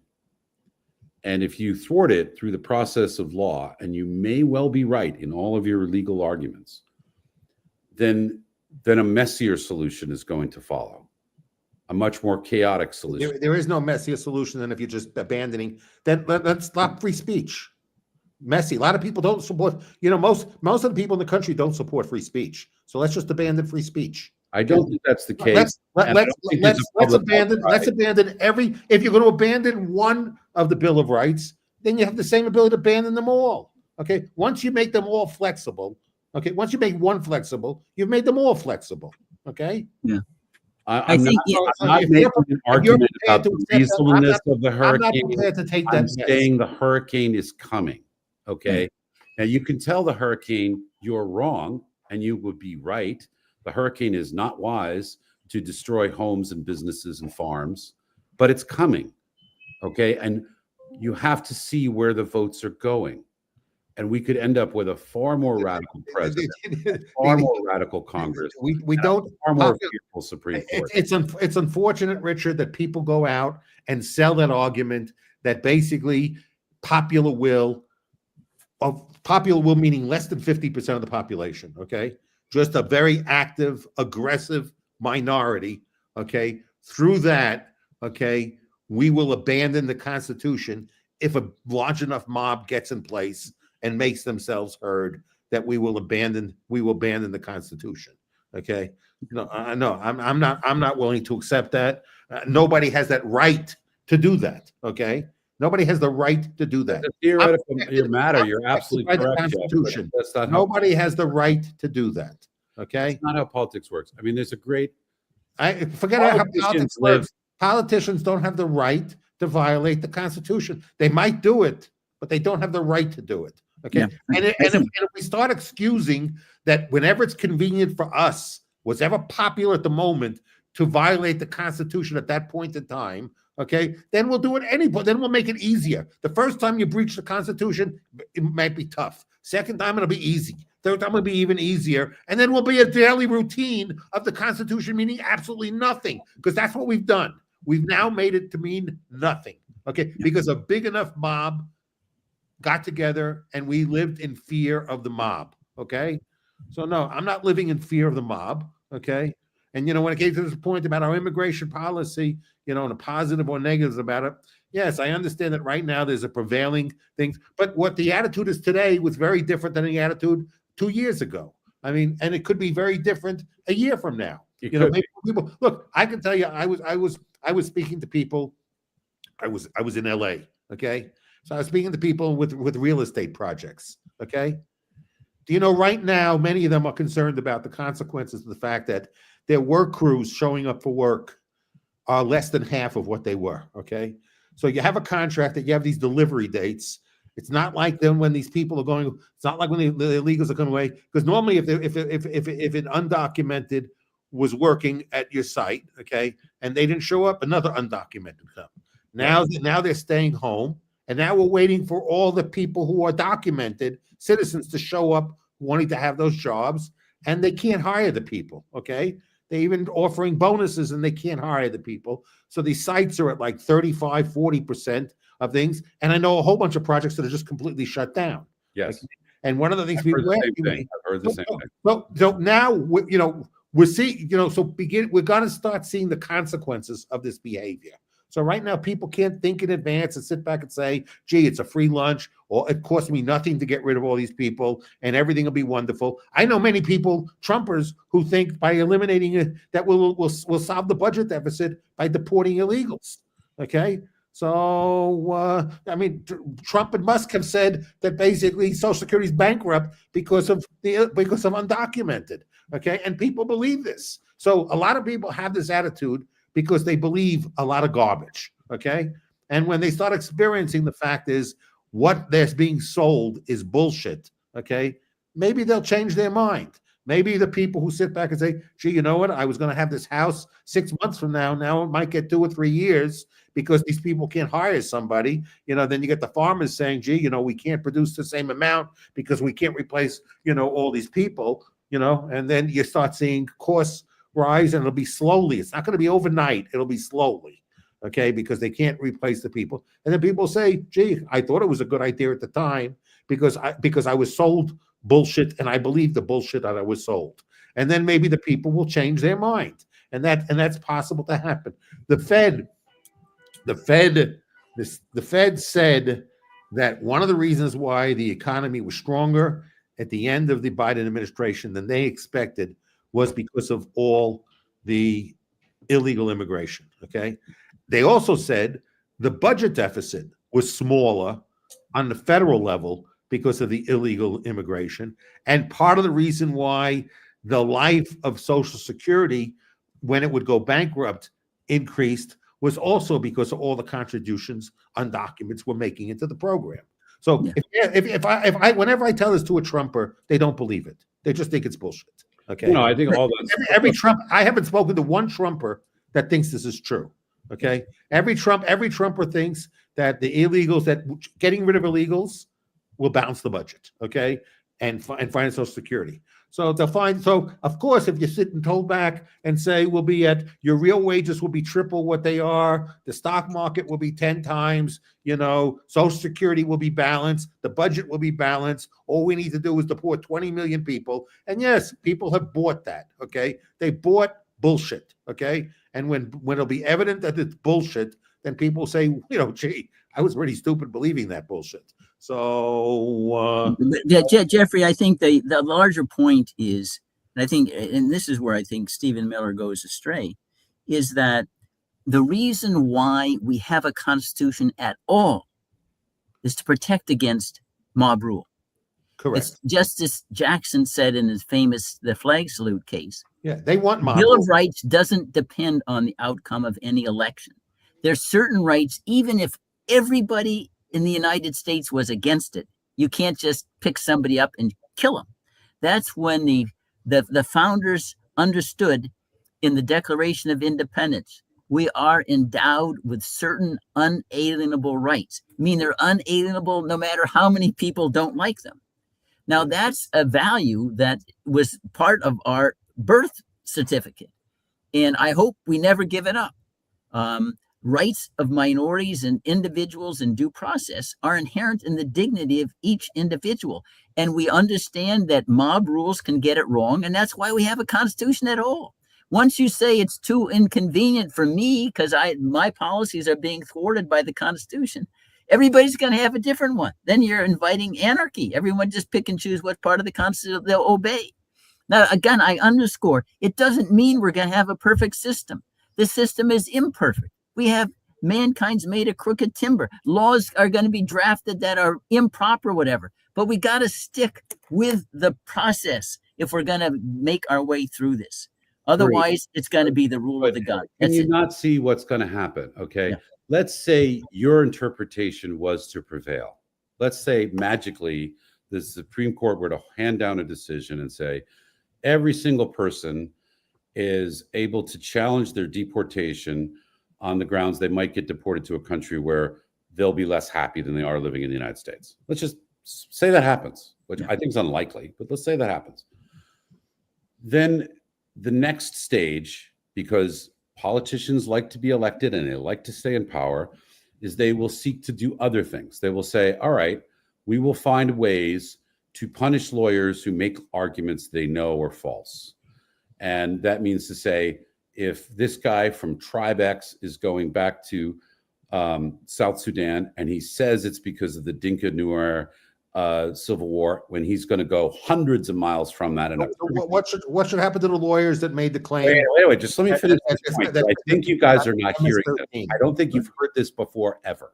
Okay. So what'll happen is we'll now start punishing lawyers for making insincere arguments. Right. And now we're down a much more slippery slope. Right. And now you'll have a chilling effect on what kind of claims could be made in court.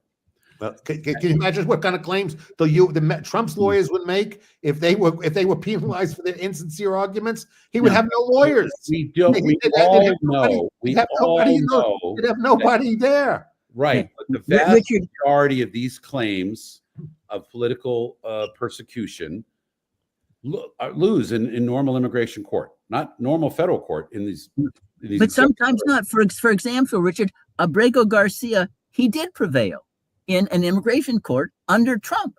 No, he saying, didn't. no, if we send you back, yeah, that's why they suspended his deportation under Trump.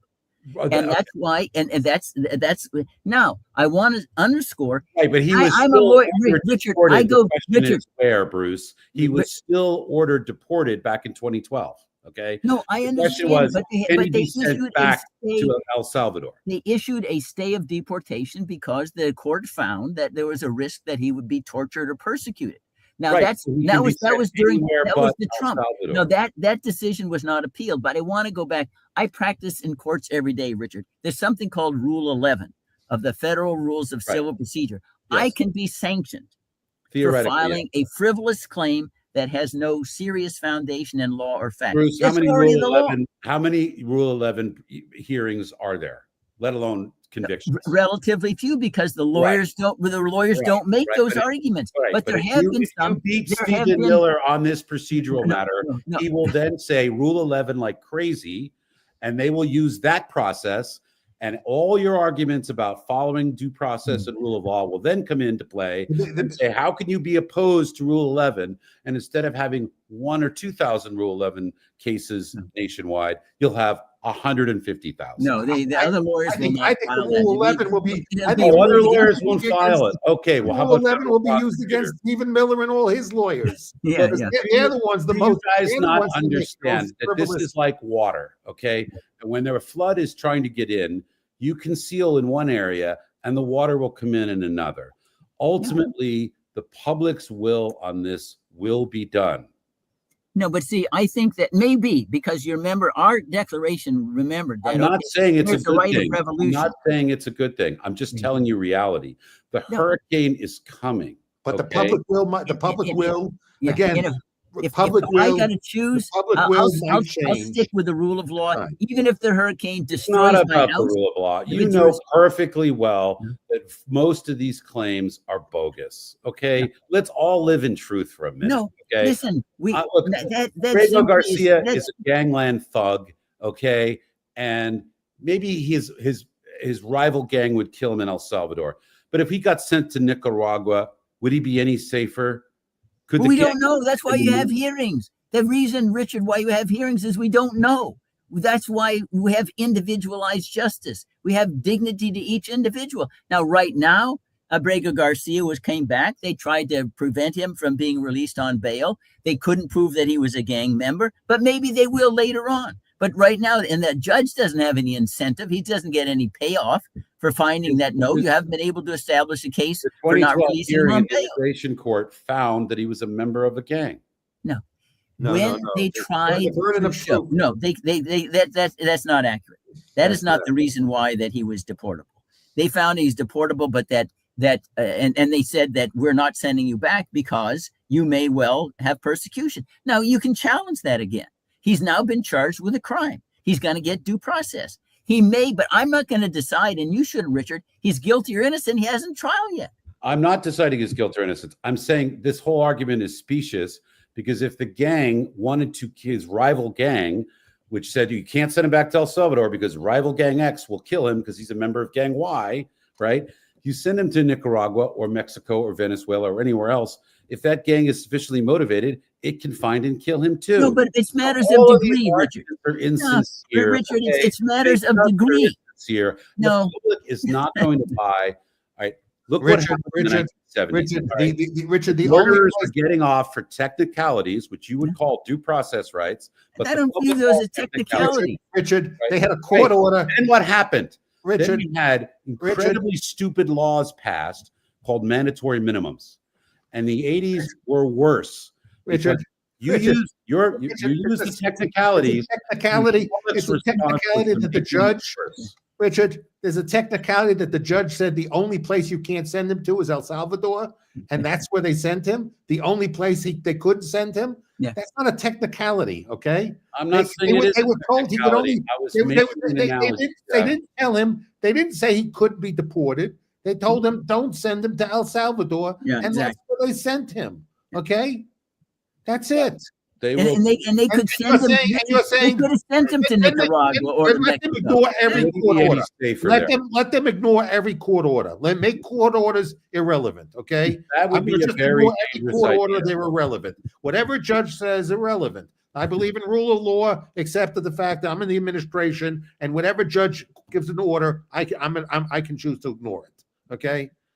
No. I think ignoring the rule, the court's order. It was the only restriction. The only restriction was put on not sending him to El Salvador. Fine. And they sent him to El Salvador. And the only thing they said was bring him back and find him someplace else to send him. That's all. They made a mistake. Okay. In life, you make a mistake, you correct your mistake. Okay. And I believe they have corrected Correct mistake. They made a mistake, you correct your mistake. Okay. But all of these legal interpretations, which create various due process rights, are seen by the ordinary public as technicalities, whether you guys like it or not. And if you start forbidding the departure of violent criminals, then the system will look for other ways to get around a criminal. You will end up with. Do they have any charges of him committing violence? Is there any charge against him that he committed any violence whatsoever? When you look at what happened in the 1970s, is there any charge? Is there any? So the people they're picking up at car washes and all those people, they're all violent criminals. I think they're serving existing warrants. No, but you can get a warrant for deportation. You can issue, Richard, you can get a warrant for deportation. It doesn't have to be for a crime. The warrants are not limited to just getting a suspect. I was talking. Let me just give you guys some information. Okay. Can I just tell you something that's not been widely reported, but this would help you. Okay. So I was talking to a senior DHS level person, and he said, we're focusing on doing the worst first. We're going after people who got criminal warrants. Not they're here illegally. They robbed somebody. They shot somebody. Criminal warrants. And I said, okay, how long? He said, we could spend 5 years just serving the existing criminal warrants for violent felonies. There's such a backlog in warrants to be served. There are millions of them, millions. So they don't need to round up people in farmers' fields and car washes and all these places. And why are they doing it? Because the bureaucracy, that's a great question. Notice Trump ordered it stopped. The bureaucracy stopped for one day and then it went started the next. Yeah. Jeff, here's what's really going on. The bureaucracy doesn't agree with the Trump people, and they begin enforcing the rules in dumb ways, like going to farmers' fields to say, oh, look at this. And then there's a political blowback. So who's the bureaucracy? This is ICE doing this. So who is nobody's instructing ICE to do these things? There is they're doing it against the will of civil service, against the will of the people. They're going to so Miller and Holman and Christie, they have no idea this is going on, and they have no control over this. Well, no, when they find out about it, they're people allocating resources in a way that they don't know about. Well, then they sound incompetent, and they should be fired. Well, hold on, Jeff. They don't know anything about how these people 6.5 million federal employees. There are fewer than 3,000 presidential appointees. There's just simply no way, as a matter of math, for 3,000 people to directly supervise 2.65 million. It's just impossible, right? So the idea that Miller doesn't how many ICE agents are there? Not as many as you would think, fewer than 2,000. We're talking about ICE agents now. It's the ICE agents' work. So how many ICE agents are there? Fewer than 2,000, but ICE agents... So they can't manage 2,000 people, know where they are and who they're picking up? ICE agents don't decide what warrants to serve, right? There are people above them at DHS. And at DHS, there are over 100,000, 150,000 people, right? So when you get an order as an ICE agent, go and who's determining these priorities? So you're telling me Christie doesn't know anything about she can't look at the news and read the reports that like half the people have no criminal records that they've picked up. She can't pick up the reports and say, gee, I have a problem here. Let me figure out what this problem is. Is she that incompetent? No, that's why she's stopping it. That's why you see these rules about hotels and farms. It's because they don't want. They said they're not going to stop it. They stopped it for one day, and then they said they're going to. Do you not understand how this works? There are people in the bureaucracy who decide to enforce things in extremely stupid ways because they don't like the policy, right? That's what happens. And then the management, the political management above them says, oh, look at this stupid thing, which is causing, and it's immediately leaked to the press, right? Why is the press present when they're arresting people? What's your point with all this? So she can't run her department well because she's being no one can, okay, by the ICE agents. Okay, right. Look, Jeff, you've run businesses. You know very well that middle management often does things that is contrary to the direction of senior management. What's the solution? I want to. So what? I mean, you're saying this. So what's the so what from this? I think where Holman and others want to focus is on people who are named in criminal warrants for violent felonies. There is a political will to deport those particular people. But if you only focused on them, you're still talking about millions of warrants. Now, millions of warrants doesn't mean millions of people, because there are many people. There are 5 million people out in the streets who have committed crimes, who have never convicted and put in jail. Yes. I'm confused. Yes. There are warrants for their arrest to stand trial.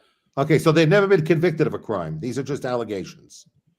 Some of them, yeah, they've been convicted of other crimes. Some of them they have criminal warrants to appear before the appropriate magistrate to face charges. Others have skipped bail. Others have, I mean, there's a variety of things, right? But they have criminal warrants, some of them following convictions, some of them following just that they failure to appear, right, for criminal cases. No, we're talking about I know there are not 5 million of them violent, okay? I've seen the statistics. They're not 5 million violent illegals in the country. Okay? Well, that's why I said a moment ago. That's why I said a moment ago, 5 million warrants. You're saying one is they're not 20 million in the country. Okay, there's no evidence that there's 20 million. Okay, but if, let's say, for the sake of argument, 20 million, you're saying 20% of them are violent criminals. That's just bullshit. No, I'm not saying that. They shouldn't perpetrate this type of bullshit. What I am saying is 20% of illegals are violent criminals out there on murder sprees and raping and murdering people. That represents 20% of the population. No, I'm not saying that. I'm not. No. You have, I don't even think they have 5 million criminal warrants, but let's say you have 5 million criminal warrants. That could be fewer than 100,000 actual people. You can have multiple warrants per person, right? So when I was at the Wall Street Journal editorial page, Bratton, who was then a police commissioner, came in to make a presentation. And the question was, how were they able to so dramatically reduce the murder rate in New York from one of the highest in the country to one of the safest in the country in such a short period of time? And the answer was, they arrested, in a city of 8.1 million people, they arrested 2,300 people. And Bratton showed us statistical analysis that a very, very small number of people commit a great majority of criminal offenses. So likely in this situation, the millions of criminal warrants are for a very small number of individuals. So you're telling me Kristi Noem is so incompetent that she can't get a bunch of people together, show me the 2,000 worst people of the illegal immigrants, and let's focus on targeting just them. And if anyone else... That is exactly what they started doing in January. Jeff, that's literally the plan. The worst first. That is exactly what they did. That's not what they're doing. That's not what they're doing. That's what they say. That's not what they're doing. That is what they're doing. I don't care what they say. You think I believe that? You think I believe anything that anyone in government tells me? I don't want to. You might speak to DHS. I wouldn't want to speak to anyone in government, because I would never expect I'd get an honest answer from anyone. Okay, if I want to listen to something stupid and the bullshit, I'll speak to somebody in government, and I'll either get an idiot who's a liar, or I'll get an intelligent person that's a liar. But I know I'm going to get a liar. Okay, I know I'm going to get bullshit. Look, okay? if you can't, so why you have to prioritize, because they're all propagandizing their own full of shit bullshit. So it is a matter of objective facts. There is a backlog in warrants. I don't give a shit what they say, okay? Because they're never going to tell the truth. No. This is in congressional reports as well. There's been a backlog in warrants for many, many years. Yeah, Jeffrey, Richard, what about the effort to deport students here, or some with green card holders, because they engaged in demonstrations opposed to what Israel's Wrote an doing in op-ed. Gaza. Wrote Are they an the, op-ed are they the straight up. violent criminals? And they're certainly preoccupied with that. Are they the violent criminals? I think that is a political mistake on the part of the Trump people, because it looks a lot like viewpoint discrimination. And when they look, Because it is. Because it is viewpoint Right, discrimination. because it is. sometimes It things, doesn't look like it. It is. Okay.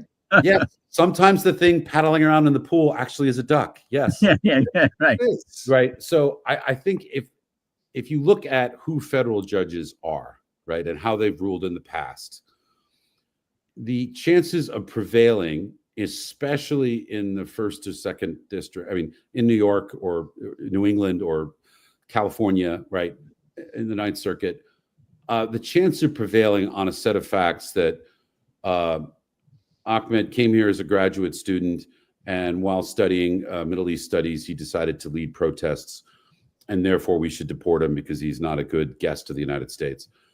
The chance that a federal judge or a panel of 3 federal judges would uphold that deportation order, that I think is really pushing a boundary. I think that's probably taking a dumb political risk.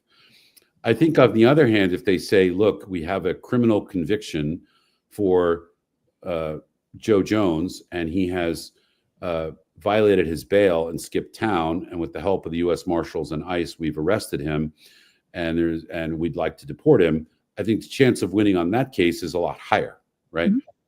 And so there's a reason why Homan and others wanted to focus on the backlog of criminal warrants. Going after people for engaging in free speech, there is a colorable argument to be made, but not necessarily a good one, right? I think that those are just much harder cases. Now, it could be that the government is aware of facts which are not in evidence. For example, that Mohammed has been in the pay of a foreign intelligence service for a period of years prior to his coming to the United States. Or Mohammed has a very close blood relative who works for an intelligence service of an enemy power, right? Let's say his brother is high up in the Mukhabarat of, Iran or Syria or someplace, right? There could be arguments that could be made, but those facts are not in evidence. No, but Richard, you've been in Washington. If they had those facts, they would leak out in a nanosecond. They would.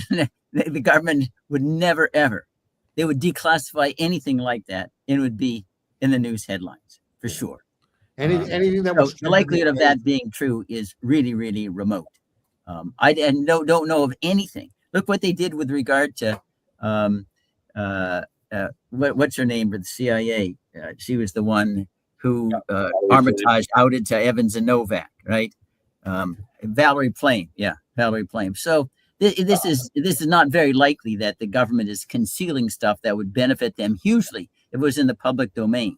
Look, I want to go back. I said these are facts not in evidence, right? No, I understand. I was speaking hypothetically. If there were a set of facts like this, it's conceivable. Then they would be legitimate. They'd be it'd be a more colorable argument, right? I think it's a close case. But I think, Richard, I want to make this point. I believe, Richard, I believe that if the American people were told, listen, we have to do due process for everybody. We are targeting those who have the warrants. We can't do it overnight because due process is there. I don't think the American people would say, no, we just throw them out anyway. I think the American people, if they're told by the government, listen, we have these incorrigible criminals, but we have to give them a chance under the Convention Against Torture to show we're not going to send them to places that are going to torture them. I don't think most Americans want people to be tortured, even if they're bad guys. I think the American people would accept that. I don't think they're going to run into the streets and say, you're just terrible. He says, listen, you elected me to enforce the immigration laws. This is how we do it the right way. We're going to target the criminals. But we can make errors, so they got to be due process. Unfortunately, there's a very large number, so it's going to take a while. If the American people could see the system working, I don't think they'd say it's a revolt. It didn't happen in 5 days, therefore we're going to go against you. Right. They just got to be told and informed. I completely disagree with your analysis, Richard. I think they're targeting everyone, not just those guilty, because I think their real strategy is to create the incentive for people to self-deport. So the best way to get people to self-deport is to have everyone feel that it could be them and they could be in South Sudan or Libya or some other hellhole like that, and they want to scare the shit out of people, so they self-deport. So I think I think that's the strategy. Is they know it's expensive to round up all the people is expensive. Okay, it's expensive. It's difficult. It's going to take time. They want people to self-deport. Okay, so they want to have everybody be fearful that they're going to get caught, and if they get caught, they're going to really regret it. Okay, so I think that's the intention. And therefore they don't care who they catch. They want to get everyone, okay? Because they want to get everyone to be fearful. They don't want the people who are here, who are undocumented, who have never committed a crime, to be relaxed and say, don't worry, they're not going to get to you for a couple of years. I think they want everyone in fear, okay? And the best way of fear is we don't care. If you're undocumented, we're sending you to South Sudan, we're sending you to Libya, we're sending you to El Salvador, and we're going to start looking for even more hellholes to send it to you. Okay? We're going to catch you, we're going to get you on a plane, we're going to send you to this hellhole, never to be heard from again. Okay? And goodbye and good luck.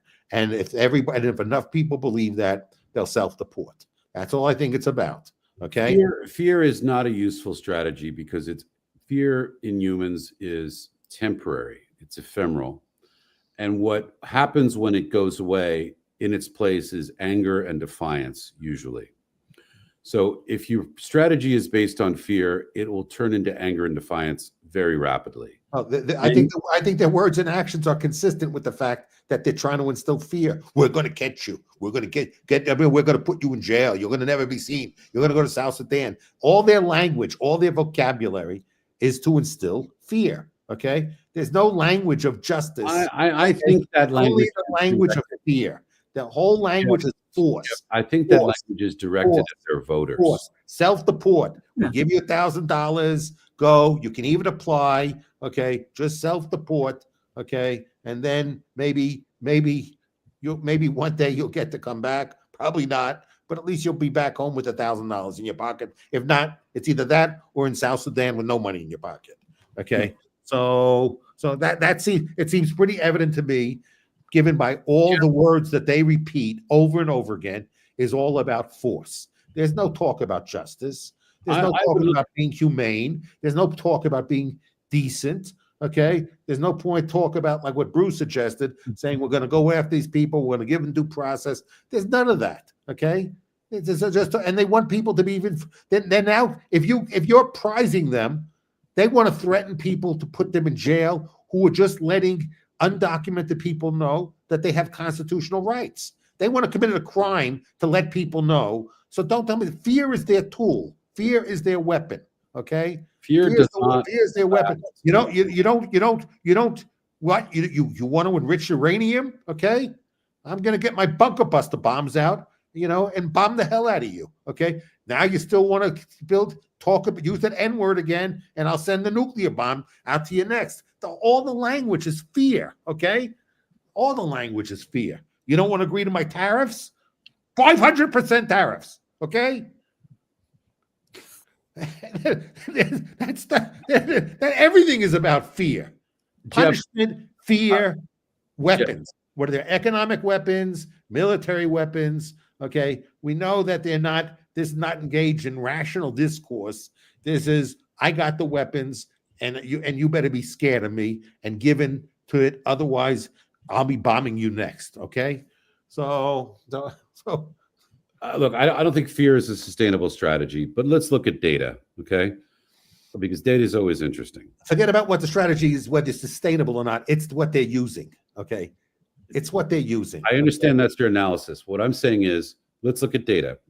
So if you look at Western Union transfers out of the United States into Central and South America and into West Africa, we see that those levels are climbing. People are wiring more money than they have previously back to their relatives in other countries, right? We're also seeing a climb in the use of Home Depot cards, right? So Home Depot is reporting, and you can read this in their 10Qs, that they have more people are buying cards and you can put cash on the card, right? And then you travel with the card, or you send a trusted intermediary with the card, and you can turn it into cash in El Salvador or Nicaragua or wherever there's a Home Depot, right? And it doesn't mean I think they've changed the rules. It used to be you could just draw out cash. Now you have to buy goods and services from Home Depot, and you can get the balance in cash, right? They've written some rules. But the fact is that these instruments for moving money are being increasingly used since January. That suggests to me that people are moving their capital out of the United States. And I'm talking about the undocumented folks who are looking for ways to move their capital before they move themselves. So, and we've already seen working class wages, and the Commerce Department reported this, have climbed in the month of April and May for the first time in 3 or 4 years. And the last time they climbed was during a deportation push by Trump in 2018. The time before that, they climbed. You're saying real wages didn't go up at all during the Biden years? I'm saying real wages in the bottom quartile have grown, and it's unusual, right? And we've seen that a few times in the last 40 years, but not many, right? And the theory from the Atlanta Fed is what's going on is, as competition for the low end, the bottom quartile workers, because people are leaving, they're self-deporting, employers are having to pay higher wages because there's fewer people to hire, right? Mm-hmm. Competition for those workers is increasing, and therefore employers are paying more, right? And so you put all that data together, the fact that real wages at the bottom are growing slightly, right? We're talking about 0.1%, but still in a short period of time, we're seeing capital flight from the bottom through Western Union and similar means back to those countries. I think this process is underway, and Bruce's due process may slow it down in a handful of cases. It'll certainly make money for the lawyers who represent those people. But this process is underway, and there may be nothing you can do to stop it. And let's look at the second order effects. Having people who've spent 10, 20, 30 years in the United States going back to see their relatives in Nicaragua, El Salvador, wherever, Colombia, might be a net positive, because they'll come with a set of skills and a set of political expectations that would massively improve their countries, right? They expect that in Peru, the institutions should get better because they will demand American-style rule of law, digitization, efficiencies, and so on. And they will also bring skills, which they've learned in a more advanced economy, and it'd be more valuable to employers in Peru, et cetera. So there could be some net positives here from this migration, but it seems to be underway. I think the idea of net positive and changing, I think the Afghans here who'd been, they want to go back to the Taliban and think we'll have a blossoming democracy there. I mean, that's a joke. I think the Venezuelans. There's a reason why I said Central and South America. Obviously, the Taliban, which is a very complicated situation that we could do a show by itself. Being somebody like loves liberty and freedom, okay, I'm not going to be the benevolent dictator or whatever who says, gee, this is happening to you, but don't worry, it's probably the best thing for you. I'd rather people do it based upon their own choice. I'm not making a moral judgment. I'm just saying this is what the data says, and this is what it might mean. No, but I don't think if you go send somebody back to Venezuela and Maduro, you think that he's going to say, "Oh my, I'm frightened," and therefore there's going to be a popular uprising. I think that's speculation, but it's not going to happen. But I want to go back. I want to go back. I want to go back. I got to make the same. I want to go back with regard to this, and I think that this is kind of the ethos, I believe, of the United States, and that is, I believe that our real greatness as a country. Remember, we really didn't have any serious restrictions on immigration for 100 years till the labor unions didn't want the Chinese coolies working on the Transcontinental Railroad. Was the idea that, listen, that America and to be an American is an idea. You obey the rule of law. You have discipline. you work, you have industry, and you're based upon self-help. That the idea was everybody gets judged on their individual merit, their character, and their accomplishments. Nothing else matters. That's the idea of America. A Yes. meritocracy, as Thomas Jefferson put. That's the idea. And that's why I believe that we kind of struggle with, if an immigrant wants to come here and play by the rules of the game, and they want to comply with the law, and they work hard, and some of them are valedictorians, and some of them are in Silicon Valley, why we want to get rid of them?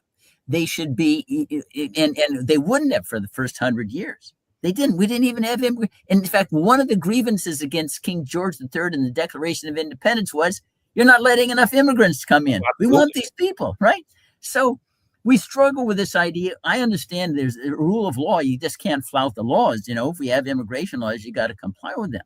But I think their intention with this understanding is, we don't care where you came from.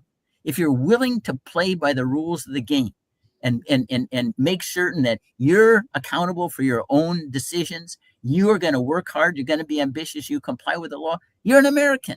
We welcome you, no matter what color you're, wherever you are in the world. And we're losing that. And I think that's a huge loss. Look at all the people, it saved us in part in World War II. We got Enrico Fermi and Niels Bohr and Szilard, and all these people came to Manhattan. They came, they gave us their brains to help us build Alamogordo, and saved us from a lot of deaths in World War I. They're immigrants. The immigrants came to, now we would kick them out. If you look at Marco Rubio and the Trump administration, how they're approaching who get a visa to, there's no way Albert Einstein would have ever gotten a visa. Okay, so you think that was a good thing? If you look at the Trump criteria, the MAGA criteria, the names, it was Szilard would have never got a visa. Fermi these people would have never got visas. You think America would have been better off for all these people not having visas? You'd like them building stuff for Hitler rather than us? Yeah, and there's a more current example. Can I answer your question, Jeff? If they look at that criteria, almost most of the Jews that came into the country were socialists. Okay, Yes. they were socialists. So now, well, many people might like the fact that the U.S. had no Jews. Okay, so that might be a very popular thing, and maybe you think that we'd be a wealthier country if there were no Jews in the country, because I do not think that. If you look at, excuse me, I do not think that. I think, well, most of them were socialists. Okay, so yeah, but who were their children? According to the Trump criteria, okay, none of them would be allowed in the U.S. Okay, because they basically almost by a super majority, they were Bundists and all the members of other socialist organizations. So none of them would be here. Yeah, and I just want That's more the current America. example. You think that would be a better America? I think the America that I would want is an America much like the 19th century, where the talented, the industrious are able to come here with a minimum of regulation. I do not understand why legal immigration takes years, sometimes decades. I have a close friend who made a fortune making movies in Hollywood, but she was never, and she was a Canadian, was born in Canada, who was Jewish, who was never able to get permanent residency in the United States after 20 years and hundreds of thousands of dollars. That's insane, right? I think that there needs to always be a place for the talented. I think the immigration process for people who want to immigrate legally should take place in minutes. It should be an online digital process. And yes, there should probably be some in-person interviews. But that's not what we're talking about here, right? It's really is not a debate about immigration. I think everyone with any sense realizes that the waves of immigrants who come to the United States, especially the Jews, right? I mean, what was the Milton Friedman line? And I know you're not a fan of his, Jeff, but the Milton Friedman line that maybe it's Thomas Sowell, that isn't it amazing that all these Eastern European Jews arrived just at the moment America was about to enter the textile business, right? Right. Of course they caused it, right? And there's a wonderful book, How the Jews Built Hollywood, how Eastern European and German Jewish immigration turned motion pictures into a global industry, right? Immigration can be enormously beneficial. But the question is, the political question of today is, how do you remove criminal aliens in an orderly way without disrupting the benefits of genuine immigration, right? I think first, you don't exaggerate how many criminal aliens there are. I mean, so you don't tell people over and over again that basically all these countries, what they did is they went to the prisons and in the mental institutions. They took everyone out of the prisons, everyone out of the mental institutions, gave these people a map and money, and then paid the drug cartels. And this was all engineered by the government. Okay, that's the Trump pitch to the American people. that may have happened in a handful of cases. Unfortunately, many American people have bought. They accept that as the truth. Okay, and and then they got here, and what they do, they're eating the cats, they're eating the dogs. So Richard, and I think Jeffrey, it's important to point out that every single study not all about that, Jeff. They're eating the cats. Every single study shows that the incidence of crime among immigrants is less than the incidence among homegrown Americans. Yes. In a debate over what that delta is, but there are no studies showing that, criminality flourishes more in the immigrant community than in the American homegrown community. So this idea that the immigrants come in, they're committing fewer crimes than the people who are born here.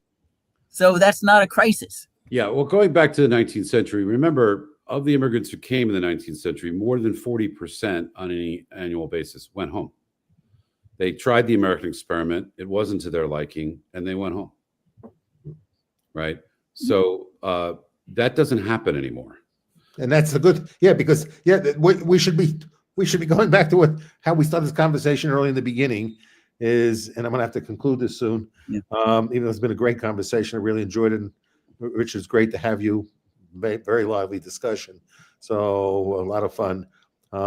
Thanks, Jeff. That's going to go back is we should not be talking about how to get rid of illegal immigrants. We should be talking more about how to shrink a government so we look more like the 18th century. The problem is big government. That's the biggest problem. Now, I'm not want to dispute that anyone who commits crimes, we should want to, if someone comes into the country and then commits a crime, yes, I support. They get arrested and then they get tried and they get deported. We could either take them straight to immigration court and send them, or we could put them into jail, and as soon as they get out of jail, deport them right after we get out of jail.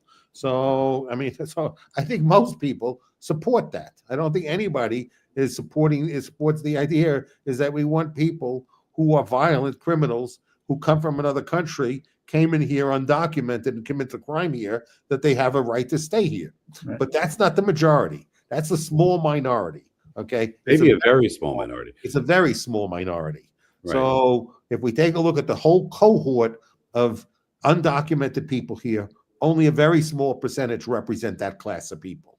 But remember, New York was They're nowhere near 20 million people, that meet that criteria. So that's the bullshit, that this administration has sold to a dumb people, But remember, New York was able to cut the murder rate more than in half by arresting 2,300 people in a city of 8 million, right? Yeah. So getting rid of a few violent actors have enormous political and social benefits. Let me ask you a question, New York, LA, Chicago, Philadelphia, what's the level of violent crime here versus the 1970s and 1980s? Oh, it was far higher in the 70s. How many illegals did we have there then? I'm not making a claim because I haven't seen enough data. So we sit back and say our threat to our security are illegals, when years ago, when there was not a big undocumented population, there were more violent crimes. Yeah, so, Jeff, I'm not making those arguments. Right? Yes. I'm not aware of data that would support those arguments. Right. I can tell you that there is a very real link, because there's piles and piles of studies that show this, between enforcement and criminal violations. In other words, the more lax your enforcement, the greater number of criminal violations are going to occur, right? And for what it's worth, I am persuaded of the thesis based on a lot of data of broken windows. If you tolerate small acts of disorder, they grow over time, Yes. and they create a sub environment where criminal activity gets worse and worse. So what goes from mugging becomes rapes, becomes murders, right? That's that area. So I think there's a great argument to be made for enforcing the existing warrants against the existing criminal actors who've been found guilty, and removing a small handful of people might have enormous benefits. Yeah, I agree. But avoid this And I comment. think when you talk seriously to the Trump people, as I've done, and I'm sure you've done, they say once we get rid. I only talk to people who I think are serious people. So Well, since I try to talk to serious people there. I don't think they're serious people, so I don't have conversations with non-serious people. Yeah. So But venal Okay. people I don't speak with, evil people I don't speak with, stupid people I don't speak with. So so All right. Well, I'm not of course. I'm not going to try in a conversation with them because most of them are either evil, or very venal, and intelligent, or just very stupid. My experience with them is different than yours, perhaps. But what I'm saying is, because I don't pay attention to what they say on social media or what they say in the New York Times. I just talk to people and I look at facts and evidence. And what they're basically saying, and I think this is probably where the president is, once you get rid of the handful, the very small percentage of criminal class people, there's going to have to be some accommodation made because it's just not physically possible to get rid of 20 million people, nor is it desirable. There are rural communities that depend on immigrants who've lived there for decades. My mother lives in a small town in upstate New York, where if you were to remove everyone who may be undocumented, that small town in upstate New York, would not function, right? There'd be, and that's true in many parts of rural America, I suspect, right? And certainly there are industries, farming, hotels, light manufacturing. Lutnick says Americans want to go to a factory where they can screw the iPhones together, right? Isn't that what he said, that we can employ millions of people? I'm sure that's Jeff, the American dream. we actually have data on this. It's for me to go to a factory, being given a little screwdriver, put in this thing, and spend all day screwing this stuff. Okay, we actually have data on this.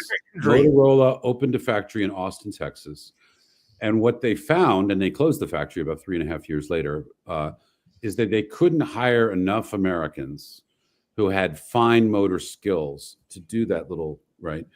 And there are billions of them out there. Okay, no, and that's the American dream. This is the American dream is to have that job.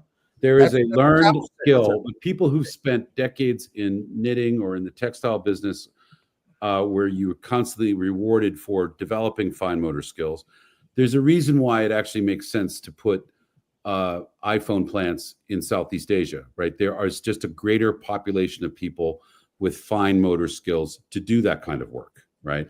It's not about a matter of desire.